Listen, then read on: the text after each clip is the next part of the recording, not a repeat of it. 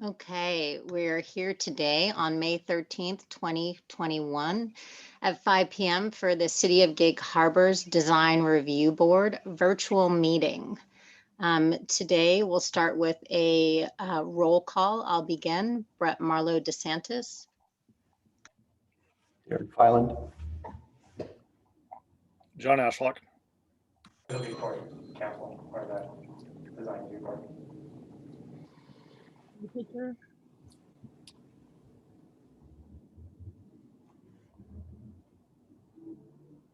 Oh, I guess you're waiting on us.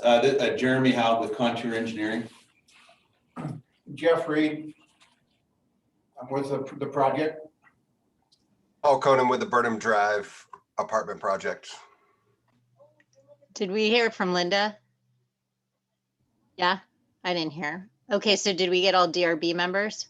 Marlene Drucker, DRB. Thank you, Marlene. Emma Staff? Honey, staff. Michelle Thomas, planning technician. Okay, we good to go? Thank you, everyone. In front of us for approval of minutes, we have 3 dates, March 25th, April 8th, and April 22nd. Do we have a motion to approve the minutes? Motion to approve the minutes. Thank you, John. Anyone in favor? Everyone in favor? Aye. Aye. Aye. Awesome. Sounds like the minutes are accepted. Okay, so on the agenda today, we have 2 applications. This is an open public meeting, and it sounds like today we're going to start public comment a little differently, more like we used to when we were in person. So I see one letter that was sent out to everyone, and it looks like everyone else will either raise their hand or press *9. I think, Kim, you're going to explain that. Would you like to do that now? Sure. For each project or each agenda item tonight, there will be an opportunity when the chair opens up the floor to a public comment opportunity. And at that time, you'll be provided instruction to either, if you're using your computer, either use the raise your hand feature on Zoom, or you can use the *9 if you're calling in on your phone. That'll indicate to staff that you'd like to enter in testimony, and then we'll take you off of mute so that you can provide your testimony. You have 3 minutes to provide any comment. Thanks, Kim. I appreciate that. So the 2 applications are Low Impact Ventures and Burnham Drive Apartments. Is there anyone on the board that would need to recuse themselves for any reason for these projects? No. I see shaking heads, no. Everyone else good? Okay, is there anyone online in the audience that would have any reason for any of our board members to recuse themselves from this project?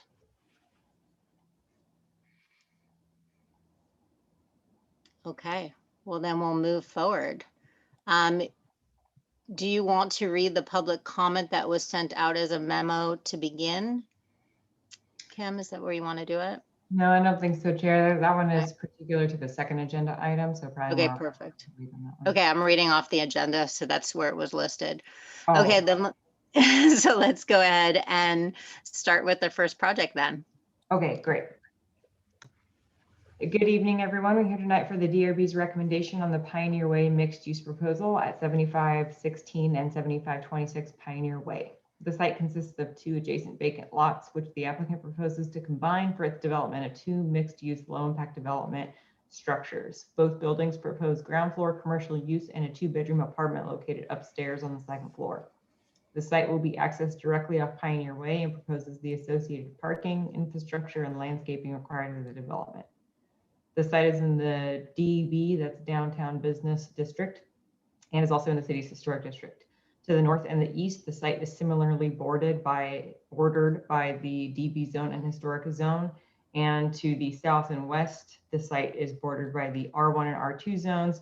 The historic district does not apply to the adjacent R1 zone properties. An alternative design was previously proposed by the applicant at the February 27, 2020 DRB meeting.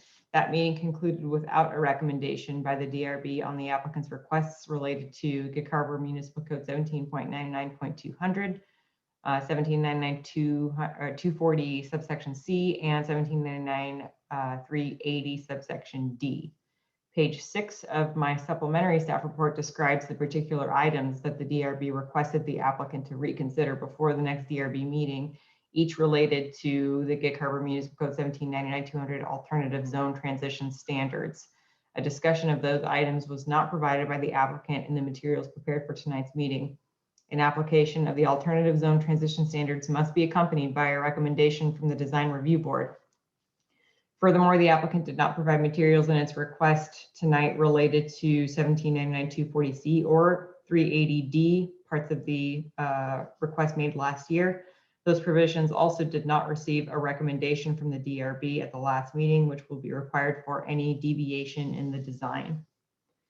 In its materials prepared for tonight's meetings, the applicant did introduce additional requested alternatives for its proposed design. Those requested items have been analyzed by staff in section 7 of the staff report.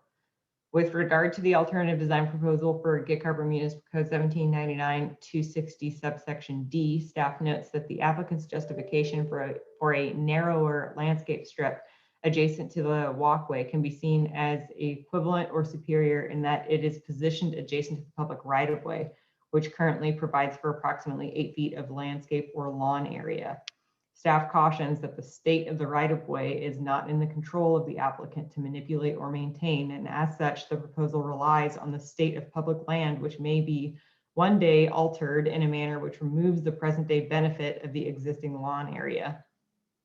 The applicant also proposes an alternative design to the parking lot standards of 1799-330F, which requires the avoidance of parking in front of the building's entrance. The applicant's proposing one parking stall in front of the main building entrance to building A. While staff acknowledges this design deviates less from the design manual's requirement than did the previous iteration of the design, staff disagrees that the design's decrease in nonconformity equates to a superior design. The applicant should be prepared to discuss this tonight and should also be prepared to identify the building's front to fully address its alternative design from prominent facade standards described on pages 6 to 7 of the staff report. Finally, staff recommends the DRB exclude from its recommendation any discussion of the garage and front entry standards set forth in Gig Harbor Municipal Code 1799-520, as these are residential design standards and do not apply to the mixed use proposal. Staff further recommends further discussion with the DRB related to the applicant's alternative to the window design standards of 1799-530, particularly related to the applicant's discussion of a superior design based on its effort to transition the site from historic commercial district to the non-historic residential zone. Staff has not provided suggested findings or recommendations for tonight's proposal and will defer the recommendation based on a motion that may result from the DRB's conversation with the applicant tonight. This meeting has been appropriately noticed to the public and staff has received no comments in response to the notice. This concludes my introduction of the Pioneer Way mixed use proposal. I'm happy to address any questions that the board may have. Thank you, Kim. Does anyone on the board have any questions of Kim before we hand it over to the applicant? Okay. Please introduce yourself. Jeannie, I'm assuming it's you. Yes. Go for it. Yes, my name is Jean Ratcliffe Gagliano. I'm the architect for the project, and with me is Brandon Swan, who works with me, and he'll be running the PowerPoint. So we'll need to have him be able to share the screen, I think. See if I can do that. He should have screen sharing capabilities already. Okay. Very good. Hopefully everybody can see that.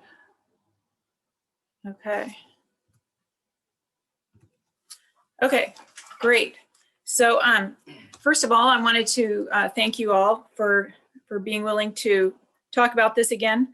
If you remember, the last time that we saw you on this project was actually February 2020, which was, it might have been your last in-person DRB meeting, I don't know, but it was like very close to before the lockdown. So it's been about 15 months. You know, it kind of kind of stalled out like many things did, but we're now back on track and hoping that you have a long memory. So without being too repetitive, we tried to keep this PowerPoint to where it's enough to remind you and also show you the changes that have been made based on the recommendations that you made before. The other thing is that I went back and re-listened to the recording, lots of fun, of the last DRB meeting, just to get a sense of what was discussed and agreed upon, because nothing was in writing. And as Kim mentioned, no motions were made. So we're hoping some motions can get made tonight and we can get this on the path to approval. So let's go forward, Brandon. So this is, if you remember, is an aerial showing, we have two structures, building A and building B. This aerial is to show you kind of contextually how these buildings are fitting within the existing building fabric, if you will, of the city of Gig Harbor. And then on the next slide, we have, you can see the historic district. Our parcel is the first parcel as you come down Pioneer Way that's in the historic district. And it's also the first parcel that's in the downtown business district. It's also right next to the bright yellow, which is the R2 zones, and the light yellow, which is the R1 zone. So it's kind of in a tricky transition location. Go ahead. Okay, so last time, if you kind of remember, we, per the oral recorded comments, this is kind of what I heard, is that the alternative zone transition standards that you indicated as a board that the intent of the standard was met by proposing two smaller structures versus one larger structure. This proposal is now just as a reminder, it's a mixed use building with about 1,300 square foot office on the main floor and about 1,100 square foot 2-bedroom apartment above, with a total square footage of 2,582. And building B is also mixed use, about 1,538 square feet on the main floor of office, 1,167 upstairs 2-bedroom apartment for a total combined of 2,705. So really pretty modest structures. Item 2 was we had discussed long low wall planes and visual terminus to top of buildings.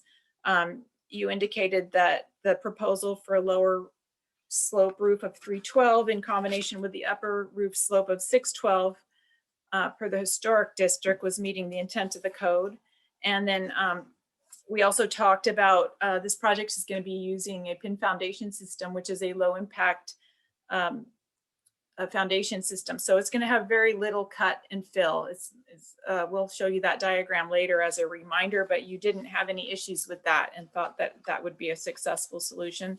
And also that we would be conforming to height standards for non-residential structures and that we were respecting the scale of adjacent structures. So again, you were favorable on that stance. So here today we're gonna new agenda items.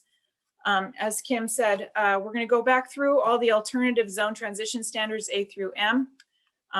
Some of it will be repeat, but some of it also you'll see with the new minor revisions we've made to the plans, how it meets that better. We're also going to talk about primary walkway standards, the parking lot standards, prominent facades, and window design within the historic district. Again, this is kind of a review. The red is the DB zone.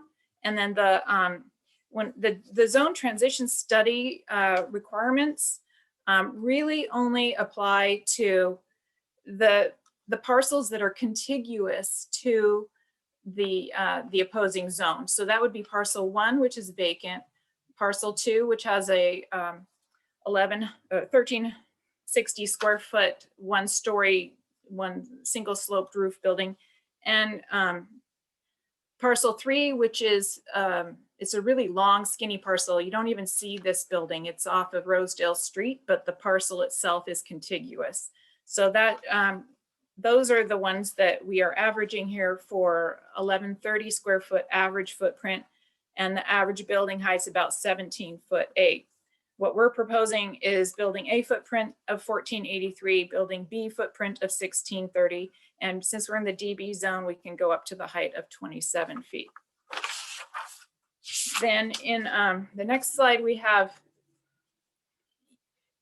if you go strictly with the way it's written in the code, it says within 200 feet and contiguous.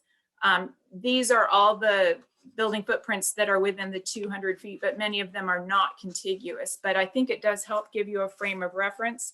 So in this case, your average footprint is 2254 square feet and your average building height is 20'1". And that would be for parcels 1 through 11, which are in the residential zones. We didn't put the DB zone ones in that list. Okay, then going on here, this is also just kind of a reference that the territorial, it's not a super view lot, but it does have some view and you can see some water. And then, the ridge lines of building B kind of is oriented towards the water to the east, and the ridge line of building A is oriented down Pioneer Way towards the harbor too. So again, you're also looking over a lot of roofs, a lot of big flat commercial roofs that, especially in the old Thriftway area, are not that particularly nice to look at, but it is gives you a little sense of what's going on here and for this parcel and the neighbors. Okay, so here we go. This is a GMC 1799-200 is the alternative zone transition. These are items A through C. We need to show that we have a sufficient separation of structures. You can see there's 130 feet between this building and parcel 6 and about 85 feet between building A and parcel 2. And then we'll have about 10 feet between building A and B to, kind of give building parcel 2 a little bit of a view corridor through the two structures. Then item B is architectural modulation. You can see on parcel 2, it's really just a square kind of box with a one slope roof. Parcel 6, again, it's not technically contiguous, but it is the most, we're including it here. It's kind of a flat sloped roof. Again, not a lot of modulation. So the modulation we are providing is in keeping with the historic district, with some low slope roofs, the 312, and then the 612 gable to reflect the historic district. So go ahead to the next one. Then this, no change since the last time we talked. The location of service areas are still underneath the canopies for the garbage areas. We did do one little change over here for item E with the buildings and balcony. We pulled that balcony back. There used to be a big door underneath it, which we've raised the sill for that. And you'll see we kind of relocated the entry around the corner. And then lighting, we'll just do some down lighting or some kind of sconces that downward directional. So, especially on this side facing the residential area, there won't be a lot of glare or anything like that. Then here was the original. I want you to see and remember the vegetative buffering was an issue that came up last time. So our approach to the landscaping plan is to use dwarf varieties of trees to preserve the views from the neighboring parcels, and using native, edible, and drought-resistant vegetation as much as possible, since it's a low-impact development. So the idea is to disturb the soils that are there as little as possible. So one comment that you had was to, go to the next slide, was to provide some screening between the adjacent residential and the parking lot. There is, as you saw before, like a little 3-foot elevation change there with the landscaping wall. And I think what we've got on our landscape plan here is some Oregon grape and red flowering currant, which it might grow to be about 5 or 6 feet tall. So again, won't block views, but for an overall, 3 + 5, that's an 8-foot screening of the cars. So that should, I would hope, would address that. Going into here, we have existing non-conformities. So as described before, it's a unique parcel. We're next to adjacent residential, which is not in the historic district, and they do not have historic roof lines. And then on the DB side is where the historic starts. I think the building across the street has some 612 roofs, but it's not really indicative of your historic harbor architecture. There is a building adjacent to this lot, but it's pretty old. I would think if someone developed it commercially, they might take that down, or I'm not sure what. But anyway, there's not a lot of context here for matching, you know, it's not like we're in Millville, right? So one thing that we did work on here was the entryway orientation. The two closest entries to the residential areas are the apartment entries. You can see like on the floor plan, on the site plan, where are those there? Yeah, those are the apartment entries. And then the more commercial entries are more on the outside or oriented towards Pioneer Way, especially on office entry for building A is right on Pioneer Way. Then, yeah, okay. Then moving on.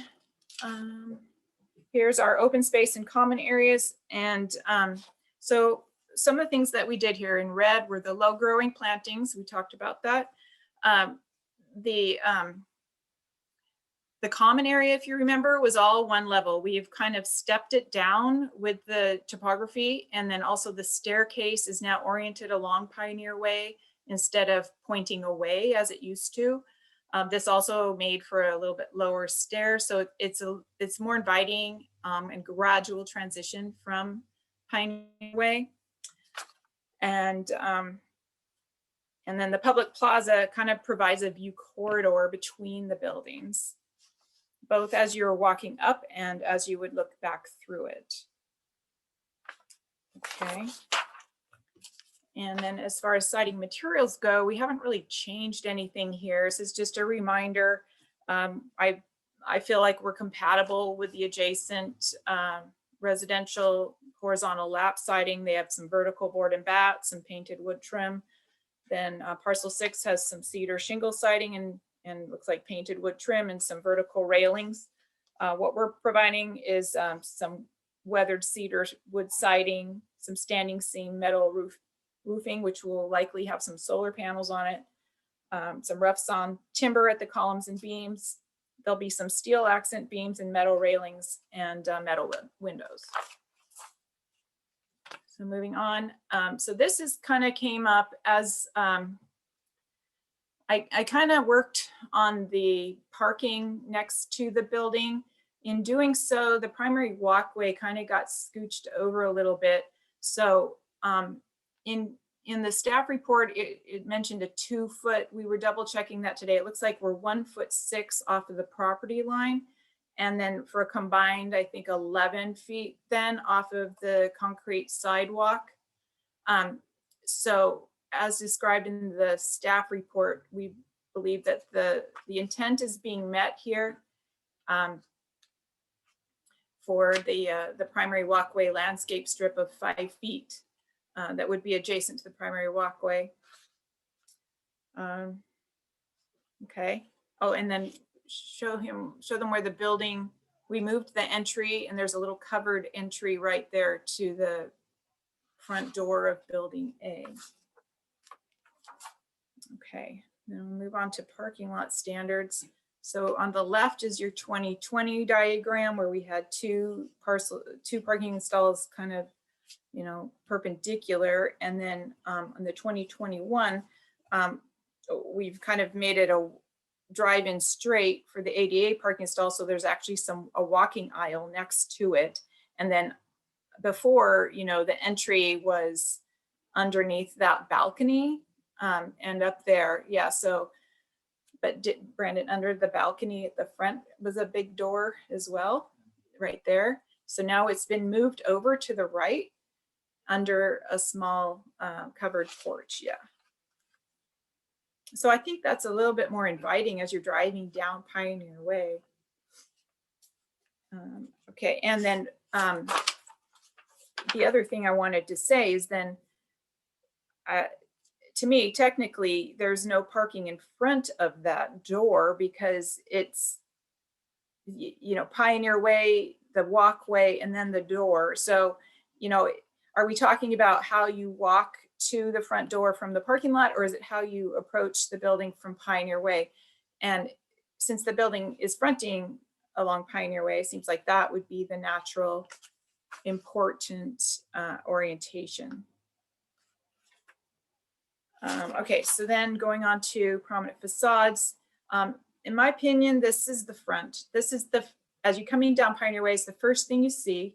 It's also the transition between the residential to the commercial. So in a way, this building has two sides. It has the residential side with the more low slope roofs, the colonnade that goes around on the two sides of the parking lot that face the residential side. And then as you go down Pioneer Way, it gets more commercial feeling, so that when you're at the downhill portion, I'll go to the next slide,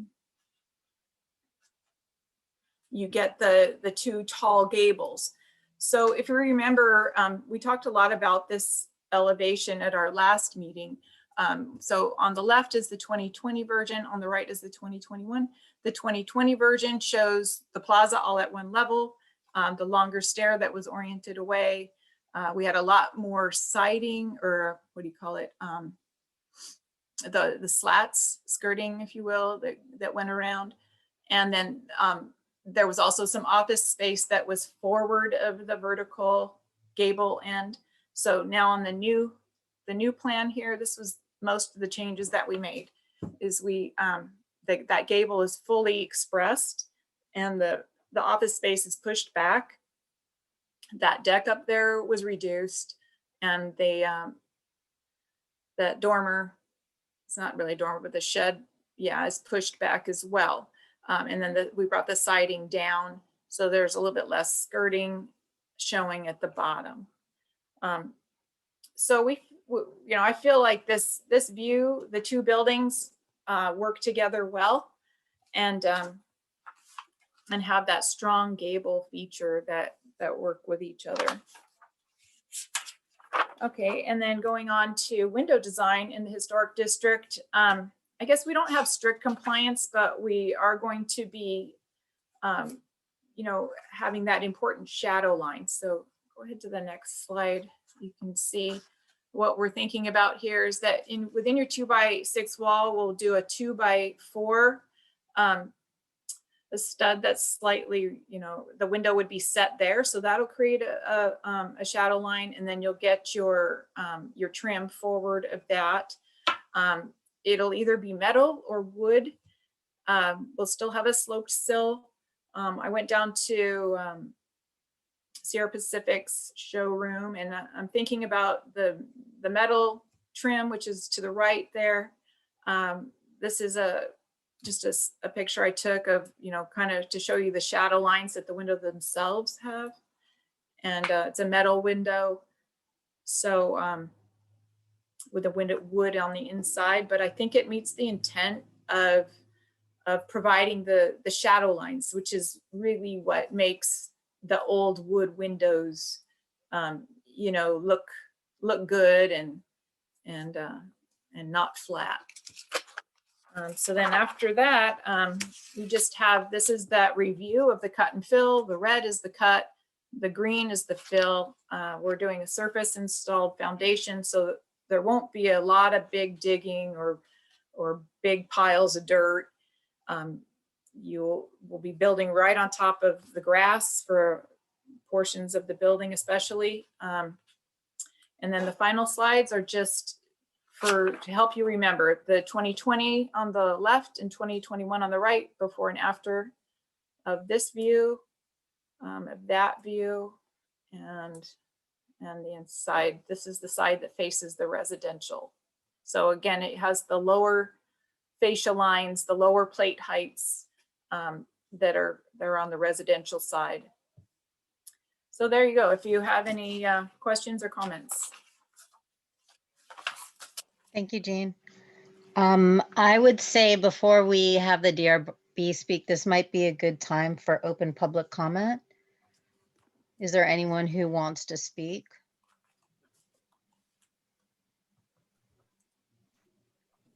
I don't show any hands raised. Okay. Well, let me know. I think if we don't see anyone, we should go ahead and open up discussion with the board.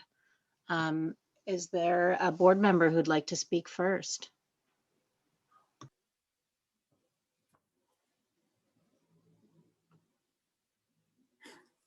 That never happens, guys. Come on. Does anyone have any questions of Jean? No, I actually like the design. I remember talking about this last February, and it's a nice looking building. I do like the changes you did with the deck in the back. It really reduces the view of it from the street. It gives it more of a graceful look, if you might say, on that one. So no, and you definitely listened to us too with the the shrubbery on the uphill side, so you aren't shining lights into the neighboring houses too. I think that will work very good also. So Good. no other comments on it. Thank you, John.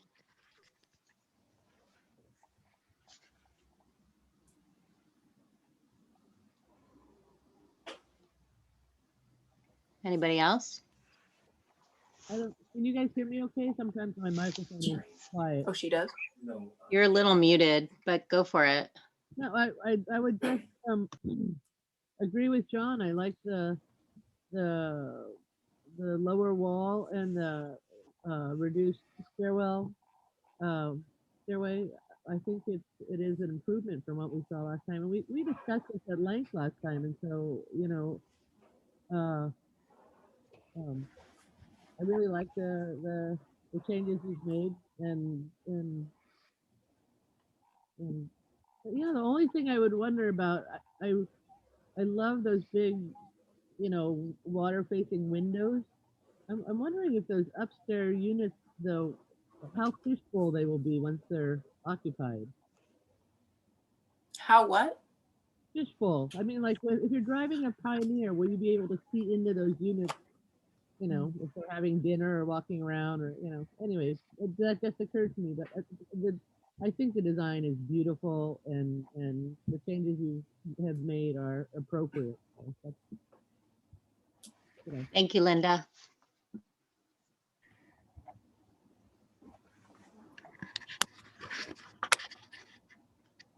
Darren, are you up? I see Nels, Darren, and Marlene. You want me to get started on this? You're welcome Okay. to. Well, you know, Brett, I think probably the easiest thing is in one sense just to kind of go down through Kim's sort of checklist, so to speak, you know, of the review items that we're looking at. I think it makes it easier to kind of understand, because there's a lot going on. And I think the way Jeannie's presented it, you know, it's sort of all encompassing.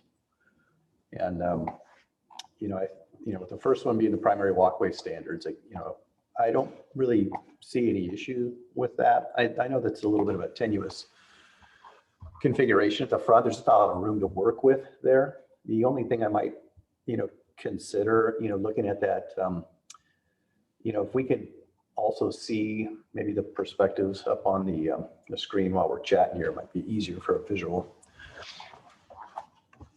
Unless you want, I guess you could let me share and then I'll show it. I don't know. Did you stop sharing? We thought we had it up still. You can let me share and I'll just drive it while I'm talking and then turn it back over.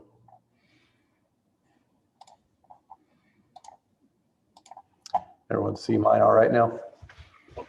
I think it's a little easier to describe it while we're talking about it. But, you know, in the old design, you know, we talked about those walkway pieces, you know, here, you know, at building A. And I don't think we talked about this too much other than, can you guys see my screen, I presume? Yes. Okay. All right. So at least I'm not pointing to nothing right now. Let me jump back in their presentation to that piece. Where we at here? Sorry, I'm scrolling around here. It's the original. Yeah, this is the original one. Is this whole thing the original one? No, this is the, He's doing it. I thought you had the, yeah, that's the original. Excuse me while I'm perusing around here. That was the original. I thought we had one right after this. That was the, You want Exhibit B, Darren? yeah, I'm sorry, I grabbed the wrong one, this one. Thought it was that. Guess I did the wrong one here. Hold on a second.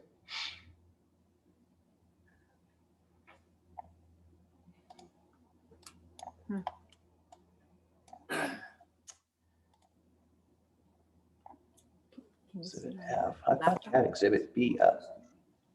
So F. Aaron, we do don't you want the applicant to do it and then you can just focus on talking? Is that cool? Yeah, I think it'd be better. I'm Yeah, only I think seeing, so yeah. too. Let's share Jean's screen. Can you screen Yeah, that'd be better. share that, Brandon? Yeah, in a second, he needs to close it out, so I can. Yep. Yeah, There we he's go. out. Okay, now you see it? Yeah, I guess I was looking at Jeannie's screen and thinking that was mine. And it was actually not mine. So, Thank you. So Let's what image fix do you that. want? you know, I think this is fine for now, just to start with that. Again, I think there's just not a lot of room in this particular walkway approach to that front door. The only thing I might suggest that might sort of really de-emphasize that, you know, bringing that walkway up right next to some parking is, you know, obviously it makes it sort of non-stairwell or a stair approach to the building. But I think possibly even considering having a stair approach right off of that front porch straight down to the sidewalk, I think could help that too. It would really emphasize if you're walking up Pioneer, you know, you would have more of that immediate approach. If you needed the ramp or something more at grade, obviously you'd walk up further and then kind of double back on that. But I think that would really emphasize the building's connection, just like on Harborview and others, where you've got, you know, that straight approach, whether, you know, a lot of homes sit kind of up, you know, from the sidewalk, and they would just have steps. In this case, you've got kind of the benefit of having, you know, sending up on Pioneer and still having, you know, something that's a little more of an easier slope to navigate to the front door if you're, you know, having a tough time with navigating stairs. But I think the stairs could help sort of emphasize that entrance a little, and it would be stronger, I think. Are you saying in addition to the path, you know, like going between the planters? Is that what you're saying?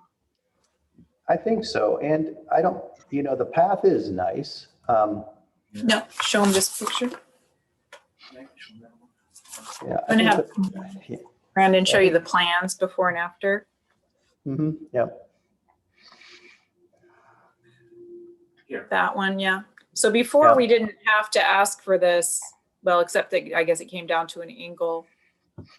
I guess I would still be okay with like turning this handicap stall 90 degrees if that was a better solution, but also keeping in mind that we moved the front door over with a little covered area. So, but I kind of see what you're saying, and that we'd be amenable to that. I think if it's a right-of-way improvement, so we'd have to get the city on board, I guess.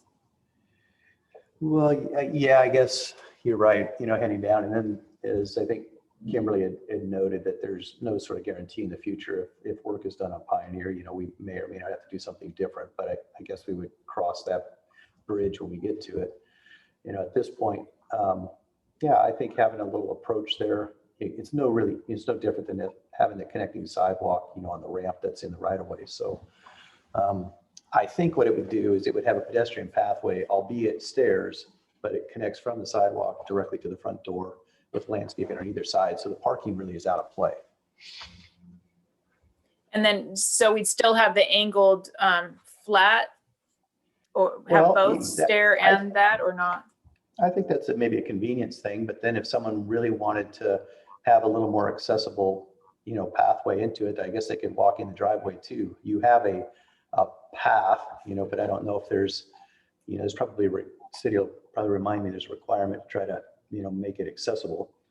So, you do have an opportunity to achieve that with the grade of Pioneer. So I think it's probably prudent to have both, Okay. All right, so that again was in sort of my comments for the walkway. And then with the parking lot, obviously I think you've done a great job, Jeannie, in how you've laid this out. It looks like you're using some turf grid, also to sort of make a visually less of a sea of asphalt back there. And I think that'll be a nice addition to that back end.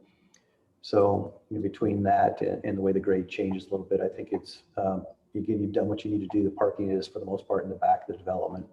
And it's modest. The number of parking stalls is pretty modest. So I think it sort of fits in essence, the intent. So jump into then architecture on the prominent facades.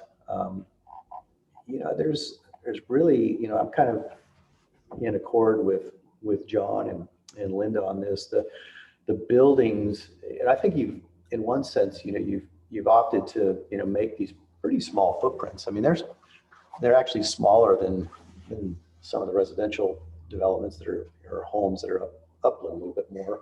So I think they're pretty modest. The fact you've split those, I think scale and modulation with the building, all those things are commendable in how you're laying out at least how you're sort of developing the site from a massing standpoint.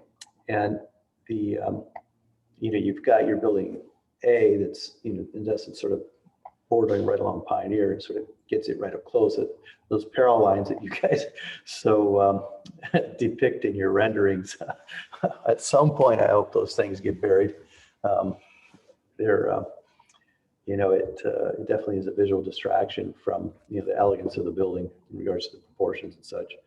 But I don't have any issue at all, with that and how you're treating those facades. And then it sounded like Kim mentioned we don't really need to consider the garage and all of that in regards to the de-emphasizing the garages and such. So we won't talk about that. Now your window design, this is another thing we've really looked at, me personally and some other projects downtown. I think the thing to take away from the historic district is sort of that vertical proportion of the window. There's and what you're doing with the profile, I think, is important. The fact that you're actually using, a higher quality window. It's not necessarily just a vinyl cross section, which I think is, a step up, which is really nice. That little trick that you're doing in regards to the 2x4 and 2x6, I've seen that before. And I think that can work really well in adding some additional depth and shadow line to the windows. But I think moreover, it's really the vertical, looking at your sort of your perspective and your elevations there. The proportion of the windows seem to be more vertical. And I think that is some of the language we look at. The ones maybe above the 312 roof line, those get to be a little bit maybe boxy per se. You don't quite have maybe that longer, slender proportion, that we kind of see in the historic district a bit. But again, it's a contemporary solution to that. And it's got lots of fenestration, which is, I think Linda pointed out, maybe is going to be, I don't know if she would feel comfortable living, in the top floor. But it's going to be a lot on display, but that's kind of nice. The buildings will be very transparent. So it's more than meeting the intent of modulation and sort of solid void ratio by a long shot. So I think you're, again, maybe just the windows that are above those 312 pitches are the only ones that maybe proportionally, kind of look a little, maybe sort of in between being, one thing or another. The rest at the ground level, I think, have a nice vertical proportion to them, I think, and that's really sort of the intent of that, the historic district, getting those, not too big a glass, not too much horizontal, but really sort of these smaller units that are extending vertically. And the last thing, just in regards to that mass and scale, John, really commented on this, is that reduction in the scale of that back sort of deck common space that's between the buildings. That is just a much better solution in working with the grade there. I just think it's the scale of that is just really a lot softer. So you've done a really good job in bringing the scale of the buildings down, this sort of almost feather, if you will, right into Pioneer very nicely. So I don't have any concerns whatsoever about this project. I think the last little things, you know, that I commented on are fairly minor, and I think with slight little adjustment, you know, I think I would be in favor of the project. That's it, Brett. Thanks, Darren. You had me at feather. That was pretty awesome. Okay. Okay, well, thank you for going through and being really clean and clear about the primary walkway, the parking lot standards, the prominent facades, and the window design. So having separated those so cleanly, does anyone else want to speak to any of those issues or non-issues? Can I interject really quickly? Yeah. Yeah, Darren just gave really good discussion about vertical window proportions. And so it seems appropriate now, good segue to suggest that the DRB consider incorporating subsection F of 1799-530 into the recommendation tonight. That was not a part of the applicant's proposal, but you know, looking at the design in front of us right now would be necessary to deviate from that requirement. It only related to the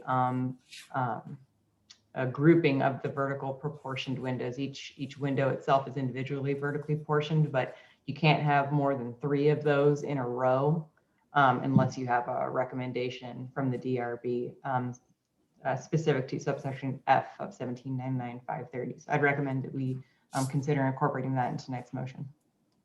Okay. Okay, thanks. I'm trying to get to it while you're saying it. Okay, I appreciate that. Okay, Nels or Marlene, you haven't had a chance to talk. Would you like to?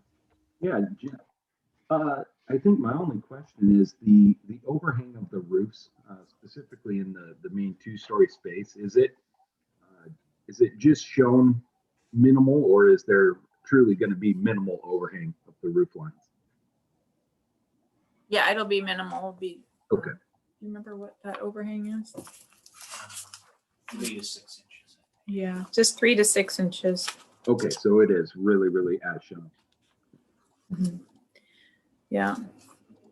Part of what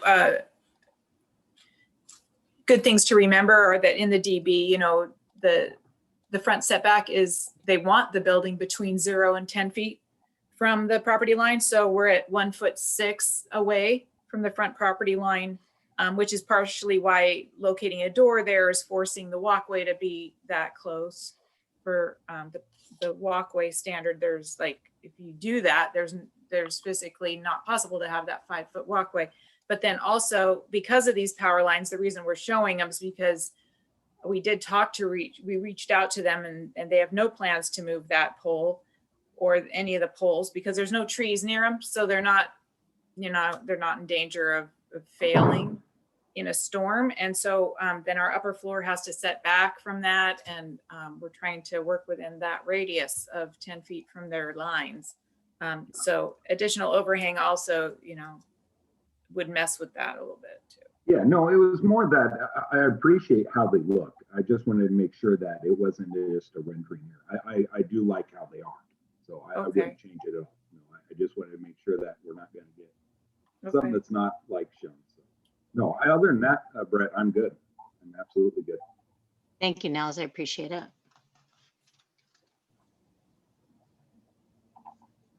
Marlene, are you good? I know you weren't here. You're probably new to this project compared to the rest of us. I actually do remember this was one of my first meetings. I do okay. remember.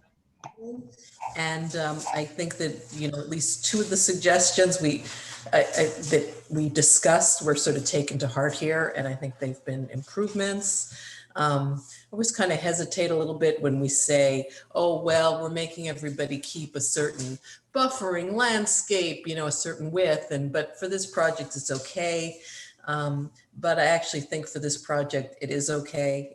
There's a justifiable why it's a little bit narrow on that walkway section, and the whatever the landscape buffer, whatever the wording of it is. And I don't think anyone's going to miss that. I don't even know how many feet it is, but just looking at it, I'm going to enjoy walking by this building. So I look forward to it being built.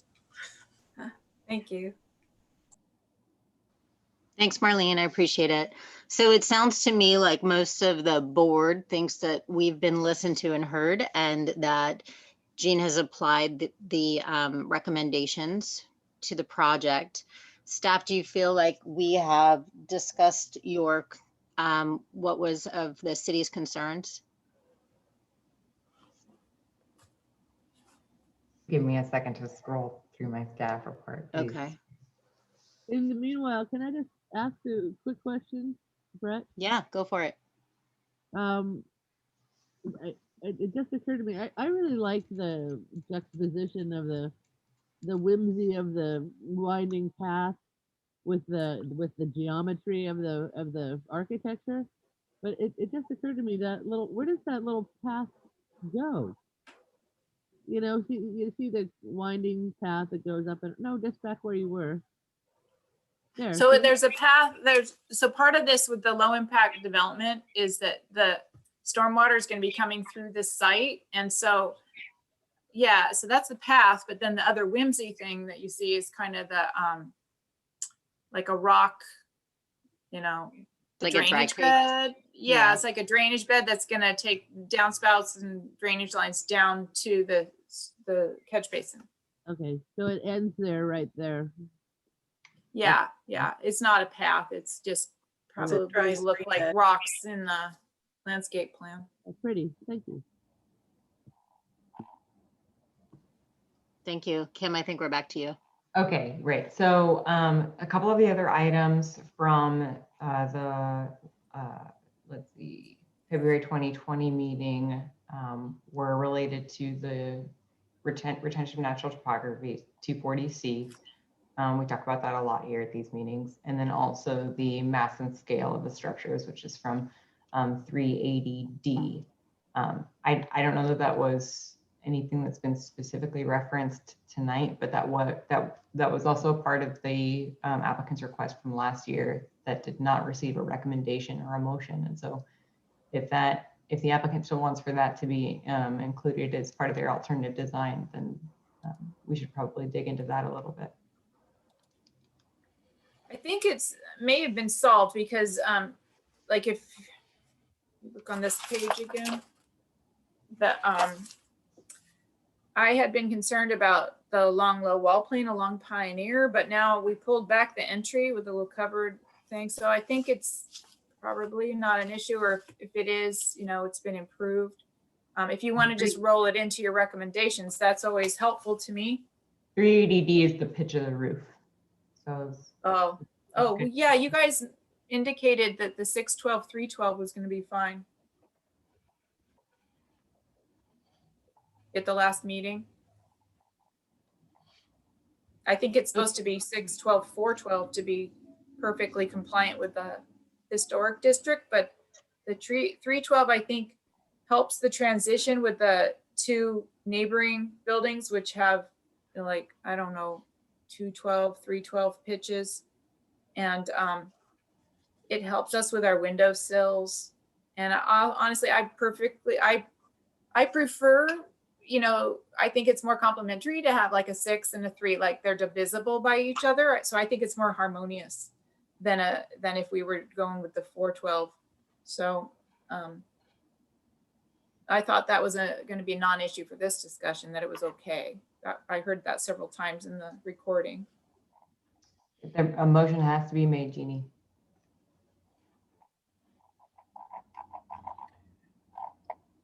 So Well, Kim, that's not my job. So Kim, in regards to a motion, what, referring back to your staff report, where are we putting this? Is it I presume it would be under architecture? It is under architecture, but the only discussion of it would be found in the previous staff report, which was included with these materials as Exhibit E. And the reason for that is that this wasn't actually included in the applicant's proposal for tonight's meeting, but is noted by staff as an item that deserves a motion if there's any intent for an alternative to apply from that standard. Really 380D just applies to the sections of the building that have the 3/12 pitch. We put this in the PowerPoint, but it was on like the first 4 pages about things that had been talked about before. I just want to make sure everything's addressed that needs to be addressed and have a motion to it before we make our recommendation. So it sounds like you want us to add 2 items. That would be the roof lines and the mass and scale. Is that correct? The roof lines are part of overall mass and scale. And Yeah. So really holistically, you know, what I believe the applicant wants is for the items that did not receive a motion in the February 2020 meeting to receive a motion at tonight's meeting as well. There wasn't any discussion in the materials for this meeting about those items, incorporating those. I think it's okay if we do that. We'll take care of the appropriate noticing on staff's behalf to ensure that the public is made aware of the holistic design approach, I guess.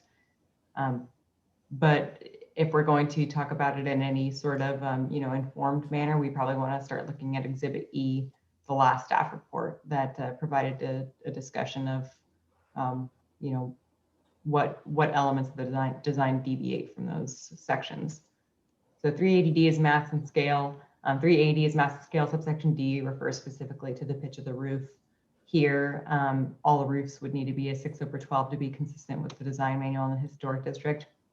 So it's those elements that are 3/12 in the design that would be deserving of an alternative design proposal or recommendation from the board. Thank you, Kim. I guess now's the time to open up discussion on that matter.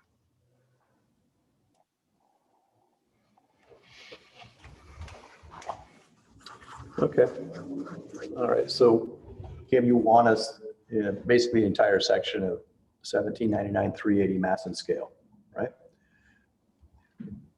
Just subsection D.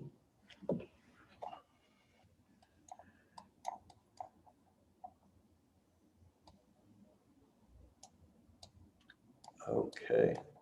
And that is because we are comfortable with A and B and C, right? In 200, Darren? Yeah, I'm looking at, I've got the design manual out, so I'm looking at 1799 380, right? And so you're talking about visual, are you 380 section D, visual terminus? Right. Okay.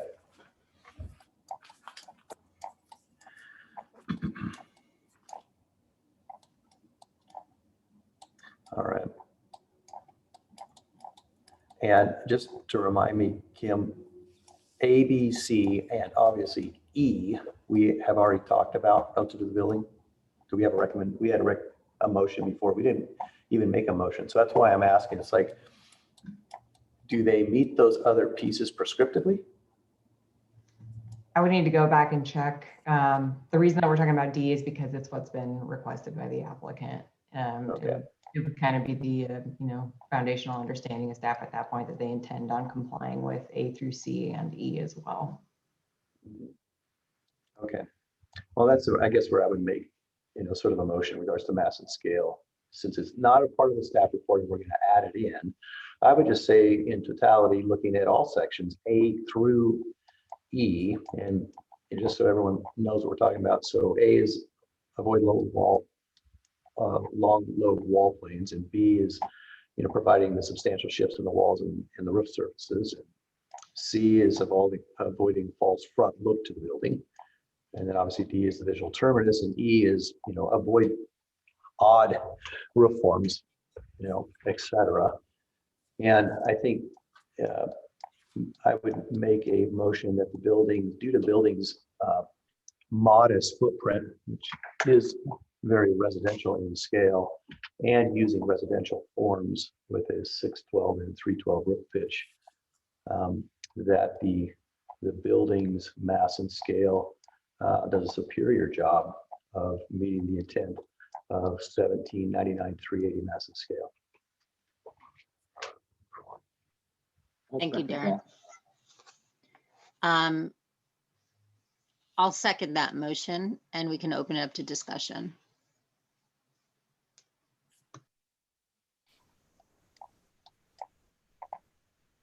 Jeannie, I think we asked this question before, but again, how long is building A from, you know, head to toe on the long gable at the top? It's just under 70. Okay. feet. Yeah, And I and think so 80 is the requirement. yeah, again, so the buildings, it's just not overly scaled. You know, again, the whole intent of it is to make sure that we're, you know, modulating the buildings and providing some visual interest in it. The building, in my opinion, does that very nicely. It's just a modest building in size.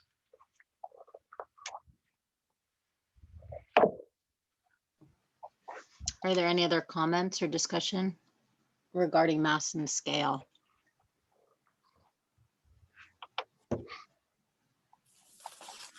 Okay.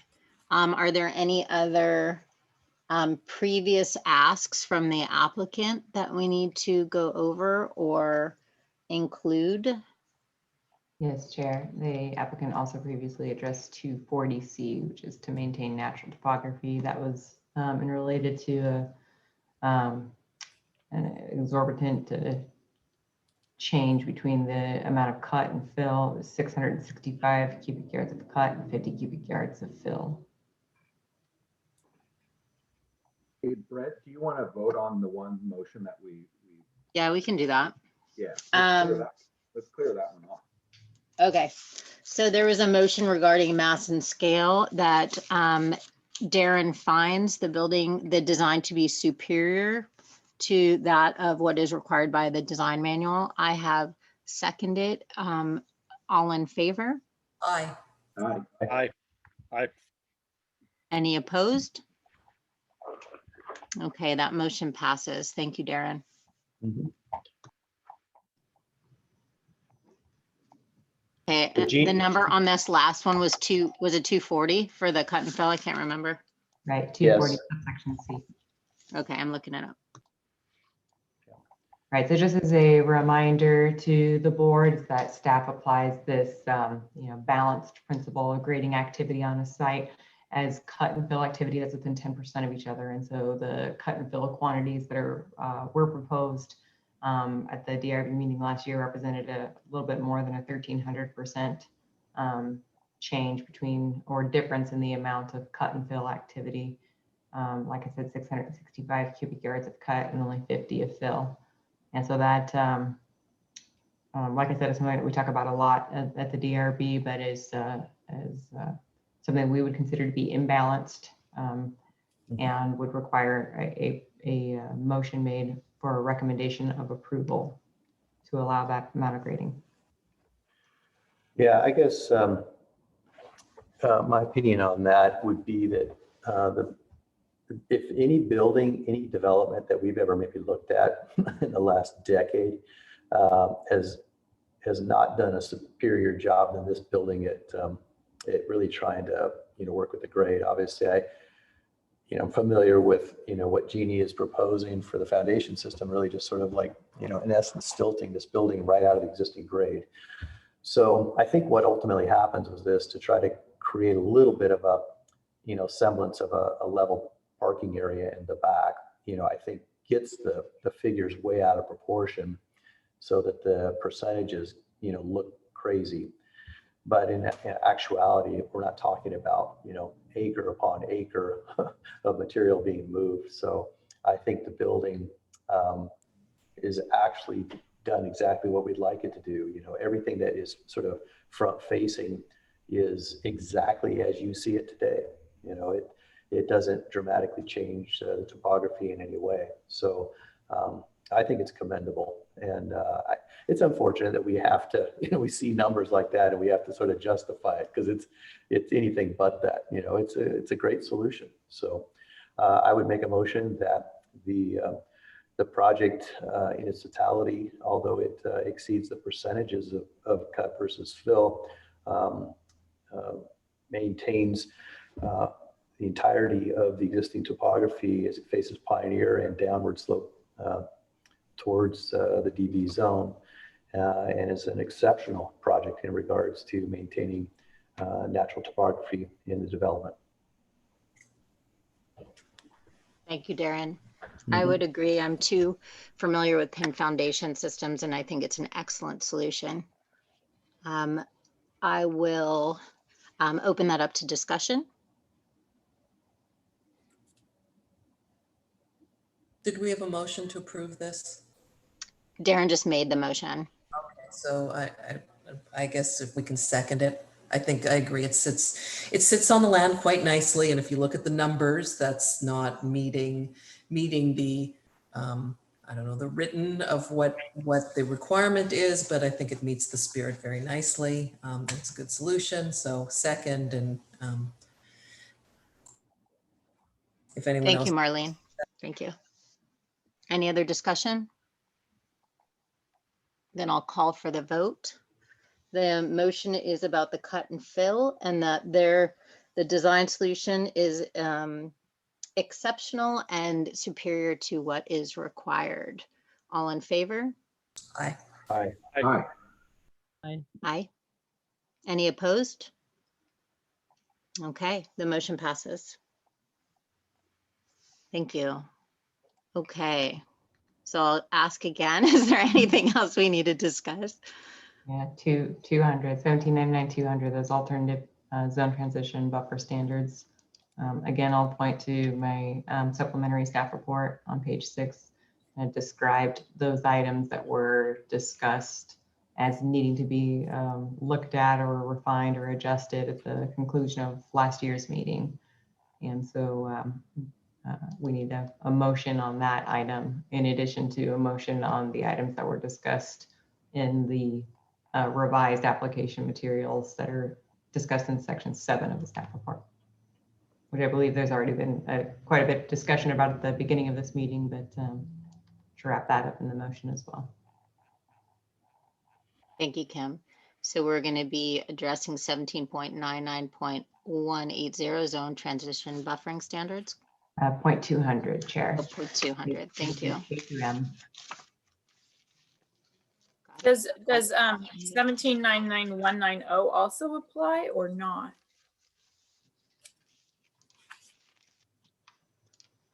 Or is it like if you can't meet 190, then it flips over to 200? Right. So it's either or.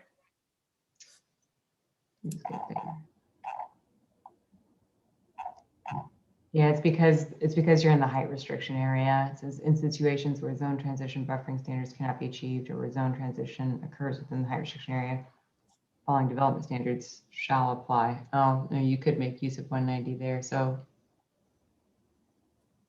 yeah, I'm taken off guard. Give me a second. No worries. I just don't want to come back. I know, that's why we're trying to figure out everything that needs to be discussed.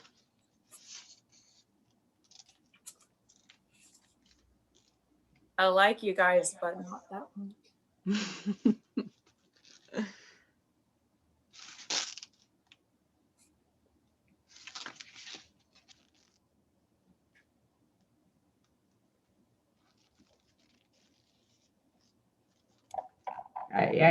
I might suggest that I think, we looked at this in a lot of depth in 2019, Jeannie, before we came to the DRB initially. And so we could go back and look at why 190 didn't work. But since there's already, I guess, so much invested toward the alternative zone transition standards in 200, if the board is going to lean toward an amenable recommendation, then maybe we just work off of that. Doesn't mean that you have to go with it if you choose not to, if 190 can work, but I imagine there's a reason why we said it wouldn't. Are you Okay, two in agreement then on this? just 200 is fine. Okay. Okay, so there is A through M on 200, right? Okay. Yeah, A through M and C, E, G, J, and M were those 5 items that there was discussion amongst the board for some revisions or another look. Take another. Can you repeat that one more time? C, E, C, E, G, G, J, and M. G, J, and M. So I'll read it aloud. So, and anyone who's not reading the book knows what we're talking about. So alternative zone transition standards, we're talking about C, roof lines, E, window and balcony orientation, G, vegetative buffering, J, location of parking and driveway entrances, and M, siding materials and details. I'd like you to put K in there too. Okay. K is open space and common areas. We're adding K in. Okay, I am going to open it up for discussion. I think we discussed a lot of these items in sort of discussions of other things. We talked about roof lines. We talked about where windows and balconies are. We talked about where the driveway and the parking is and the separation between residential. And we've talked about the material, was M on there too, exterior materials. And I think that I am comfortable saying that the project meets the alternative zone transition standards. Would you like to make a motion? Yes, I'll make a motion that the project meets the alternative zone transition standards as discussed in 1799-200. Okay, so that would that be equivalent to? Yes. Okay, Sorry. no worries, thank you. Do I have a second? Second. Linda is in there. She gave a second. Thank you, Linda. Okay, I'm going to open it up to discussion again.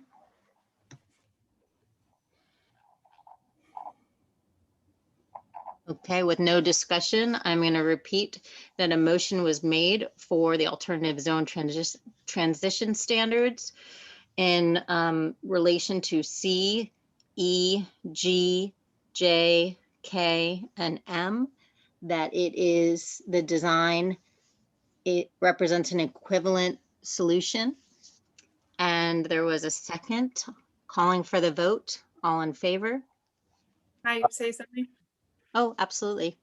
I think that when I read this, it says the design review board may recommend approval of development in a zone transition area if it finds that the proposed development integrates and is sensitive to the pattern of development in the budding zone. And it says to determine that fact, then you consider all A through M. So I don't want to be nitpicked on A through M. I want you to say that okay, you find the proposed development integrates and is sensitive to the pattern of development in the abutting zone per A through M.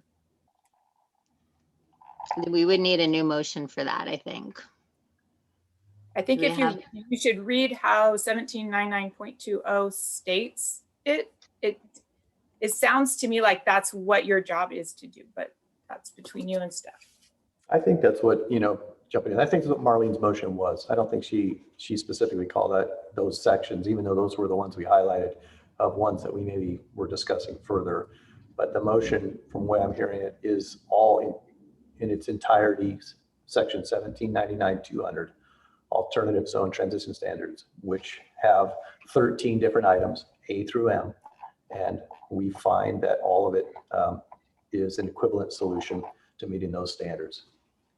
Just for clarity, Marlene, I'm going to ask you to agree or disagree with. Yes, I will agree. And I think that we've discussed all of these in some form at this meeting or at the meeting a year ago. Thank you. Linda, does your second still stand? Yes. Thank you very much. Then I'm going to open up to discussion one more time. With no discussion, I'm going to call for a vote on the motion. All in favor? Aye. Aye. Aye. Any opposed? Okay, the motion carries on the alternative zone transition standards. Okay, thank you. Once again, I'm going to ask, is there anything else that needs to be discussed?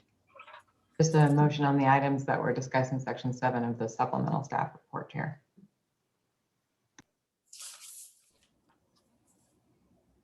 Okay, thank you, Kim.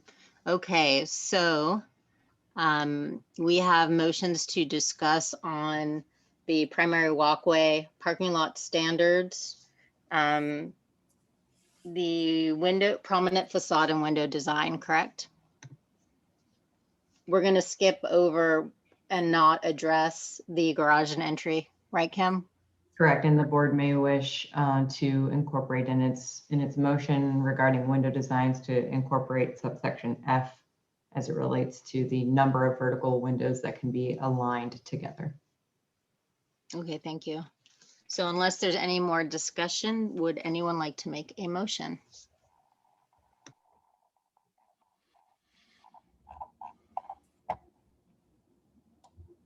All right, well, let's hit the first one, primary walkway standards. I think we motion that. Show them the part. Again, I think on the primary walkway standards, that's 1799-260. D, I had, well, I'm going to retract what I just said in the motion for a second. I already made a comment in regards to the idea of having maybe a more of a direct connection to Pioneer via stairway or something that connects straight in. I don't know if I've heard any other DRB comments on that or whether or not that is something that makes the entrance more prominent and pedestrian focused. So maybe I'd like to hear some other DRB comments on that. Sure. I think in addition would be great. I don't think it needs to be instead of. That would be my comment. Well, no, I agree. I think it's in addition to, and it doesn't need to be very big or grand, but it needs to be, you know, it needs. Can everyone hear Nels? It's kind of low on my end. Nels, can you speak up? Yeah, sure.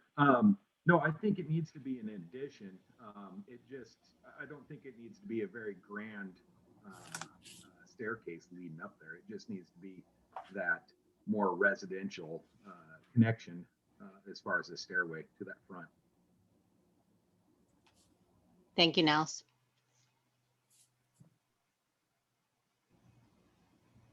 Okay, Darren, Okay. I'm not hearing any more discussion. Okay.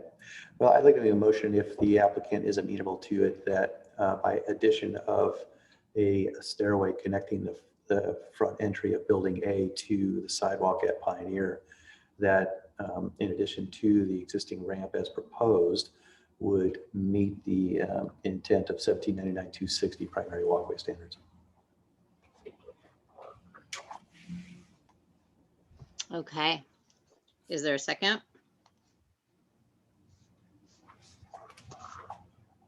I'll second it. Okay, open to discussion? Can I ask for a point of clarity on the motion, Chair? Absolutely. Was the motion made intended to represent the kind of conditional or, you know, a decision at the discretion of the applicant to incorporate the stairs? Or is it that the design is found to be equivalent or superior if the stairs are incorporated? That's a good question. The latter. Okay. Ladder. Yes. So it would be required then. Yeah, I think I'd offer it up to, you know, if the applicant would be amenable and or maybe if they had another idea. But in my suggestion for the motion is that it makes more of a pedestrian direct connection to the entrance that does not go by the parking. So that it's not questionable in my mind. Right. And Darren, you're not asking them to come back to us with it. You're giving it to them, right? Yeah, I think it's pretty obvious how to do it. So. Thank you. Kim, does that clarify? It does. My initial thought is, what is the building official going to say about accessibility? And I don't know what the answer to that is. But if he says that the stairs are an issue for accessibility and that they can't be there, then he wins.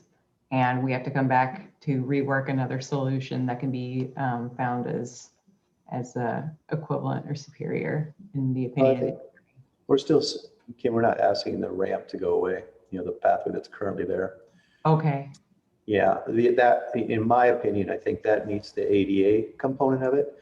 Right. But the design manual component of having a primary walkway, a connection, it doesn't really talk about accessibility in that standard. So I think we hit it with a stair direct connection, and it makes the building more defined from a pedestrian standpoint, but it still has the accessibility. You know, just as someone who walks a lot, if I was coming from that direction, from down the hill, I would use the ramp and I would never use the stair. If I was coming from up the hill, I would use the stair that's provided on the other side. So I have to say, like, yeah, stair might give you something, I don't know, visually, but I think functionally, I don't know who's going out of their way to walk down the hill and take the stair up when you're already coming down the stair and there's already a level ramp. So for me, I wouldn't make that a requirement of the primary walkway, just because it doesn't, I mean, I don't know, the stair might be a nice place to sit down, but I don't think I wouldn't make that a necessary part of the project. Thank you, Marlene, for your discussion. My question would be a clarifying one. Jane, so the entry level where that stair is going is connected to the same office that you can get up through the bigger stair on the back end, or is it a different entrance point? Yeah, it would probably be the same tenant. It's like a 1,300 square foot space. Okay. My concern is that I think, I don't know if it's a concrete stair. I mean, we're kind of trying not to do concrete stairs. We're trying to do like elevated walkways. And so it would probably be, I don't know how we would build it. Also, I'm without seeing and thinking about the topography to see if you can achieve it in there without having to go back and forth or something. And then I also wonder about, you know, is Public Works going to approve it? Kind of like what Kim is saying, is that going to box us into something because it's not on our property? Okay. So, those are all good concerns. Darren, do you think we could reword the motion so that they can try for it, but ultimately if they can't get it, it doesn't tank the project? Well, I would ask of the DRB members, we haven't really talked about this new solution. If you feel the parking stall located near the front door and the new position of the walkway and the front door to building A meets that intent of, in essence, not having parking in front of the door. I think that was the idea. You know, to some degree, I don't see much of a difference. You know, I mean, you got perpendicular approach to the sidewalk versus a parallel approach, but there's still a parking space there. And I didn't have too many concerns with it initially. So if the DRB feels comfortable with it, then, you know, I would be willing to retract the motion for the stair. can I add something? Absolutely. Okay, so the one on the 2021 where the changed, I still was wondering if I would have the flexibility to go back to the 2020 parking stall perpendicular. It would still be the ADA single stall, I think. But keeping that primary office entry on building A is going to force this primary walkway up to the, you know, within a foot and a half of the property line. So that's going to have that primary walkway problem no matter what. If I have an entry where that red arrow is pointing, which I think is right. But I would love it if I wasn't boxed into one or the other of these parking stall configurations, because it doesn't really change the number of stalls. What we did is where the parking stall was for ADA before, we put 2 stalls and then just put one here with the ADA width. You follow me? I hear what you're asking, and I don't remember exactly what was discussed with those two versus this one. I can see that on the newer one, someone couldn't pull too far up and hit that walkway, where on the older one, unless you have some, you know, curb stop or something, people could kind of pull too much forward and be on the walkway, right? Or, so I think Right. you've solved that issue with your new design. Okay. I just think like the new design's parking configuration is maybe it makes it a little bit challenging for the vehicle to leave the site, right? I also Yes, haven't run this yeah. by the civil engineer yet for an ADA stall right there, so. Yeah, those are all valid points. So I was thinking that moving the front door closer to Pioneer Way under the covered area was solving it, but maybe I'm wrong. Well, Well, I it's think yeah. I mean, ultimately, Jeannie, I think having a connection to the right of way is, you know, is going to mean that, you know, a pathway and or stair or something would need to be built in the right of way. You know, that's just sort of, you know, a result of the requirement. So you currently have a path, and I think, you know, obviously it connects the door and provides the ADA access, but, you know, it's going to go by some parking, you know, in the front. I think your original design had probably a more manageable vehicular orientation. Someone can come onto the site, actually park, back out and leave. I think the new one, I think makes it really challenging to use that spot, and then it's easy to get into, but it's going to be more of a challenge to almost be forced to back out of the site, which would be awkward. So, you know, in my opinion, I think if you stuck with the, you know, the original design, I don't know, I guess I think we're really trying to get the separation between the path and the parking, and you don't have a lot of room to work there. But I think the path in your original design could, you know, ascend down kind of in the right of way a bit before it makes its way towards the front entry, and maybe marry up with a stair or combination thereof. You'd be able to make it a little bit of a buffer, you know, some, you know, green space between the head in on that parking and the pathway. Again, I think it could be something in between both of these. You're close, but So to prevent my having to come back again, I guess I just need that going down to a 1/6 or an angled configuration as shown, you know, what is acceptable to be less than the 5 foot of landscape.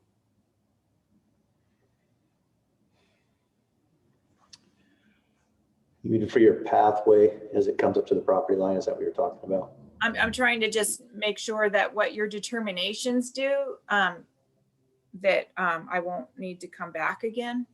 That are these similar enough that that your approvals would cover both, I guess.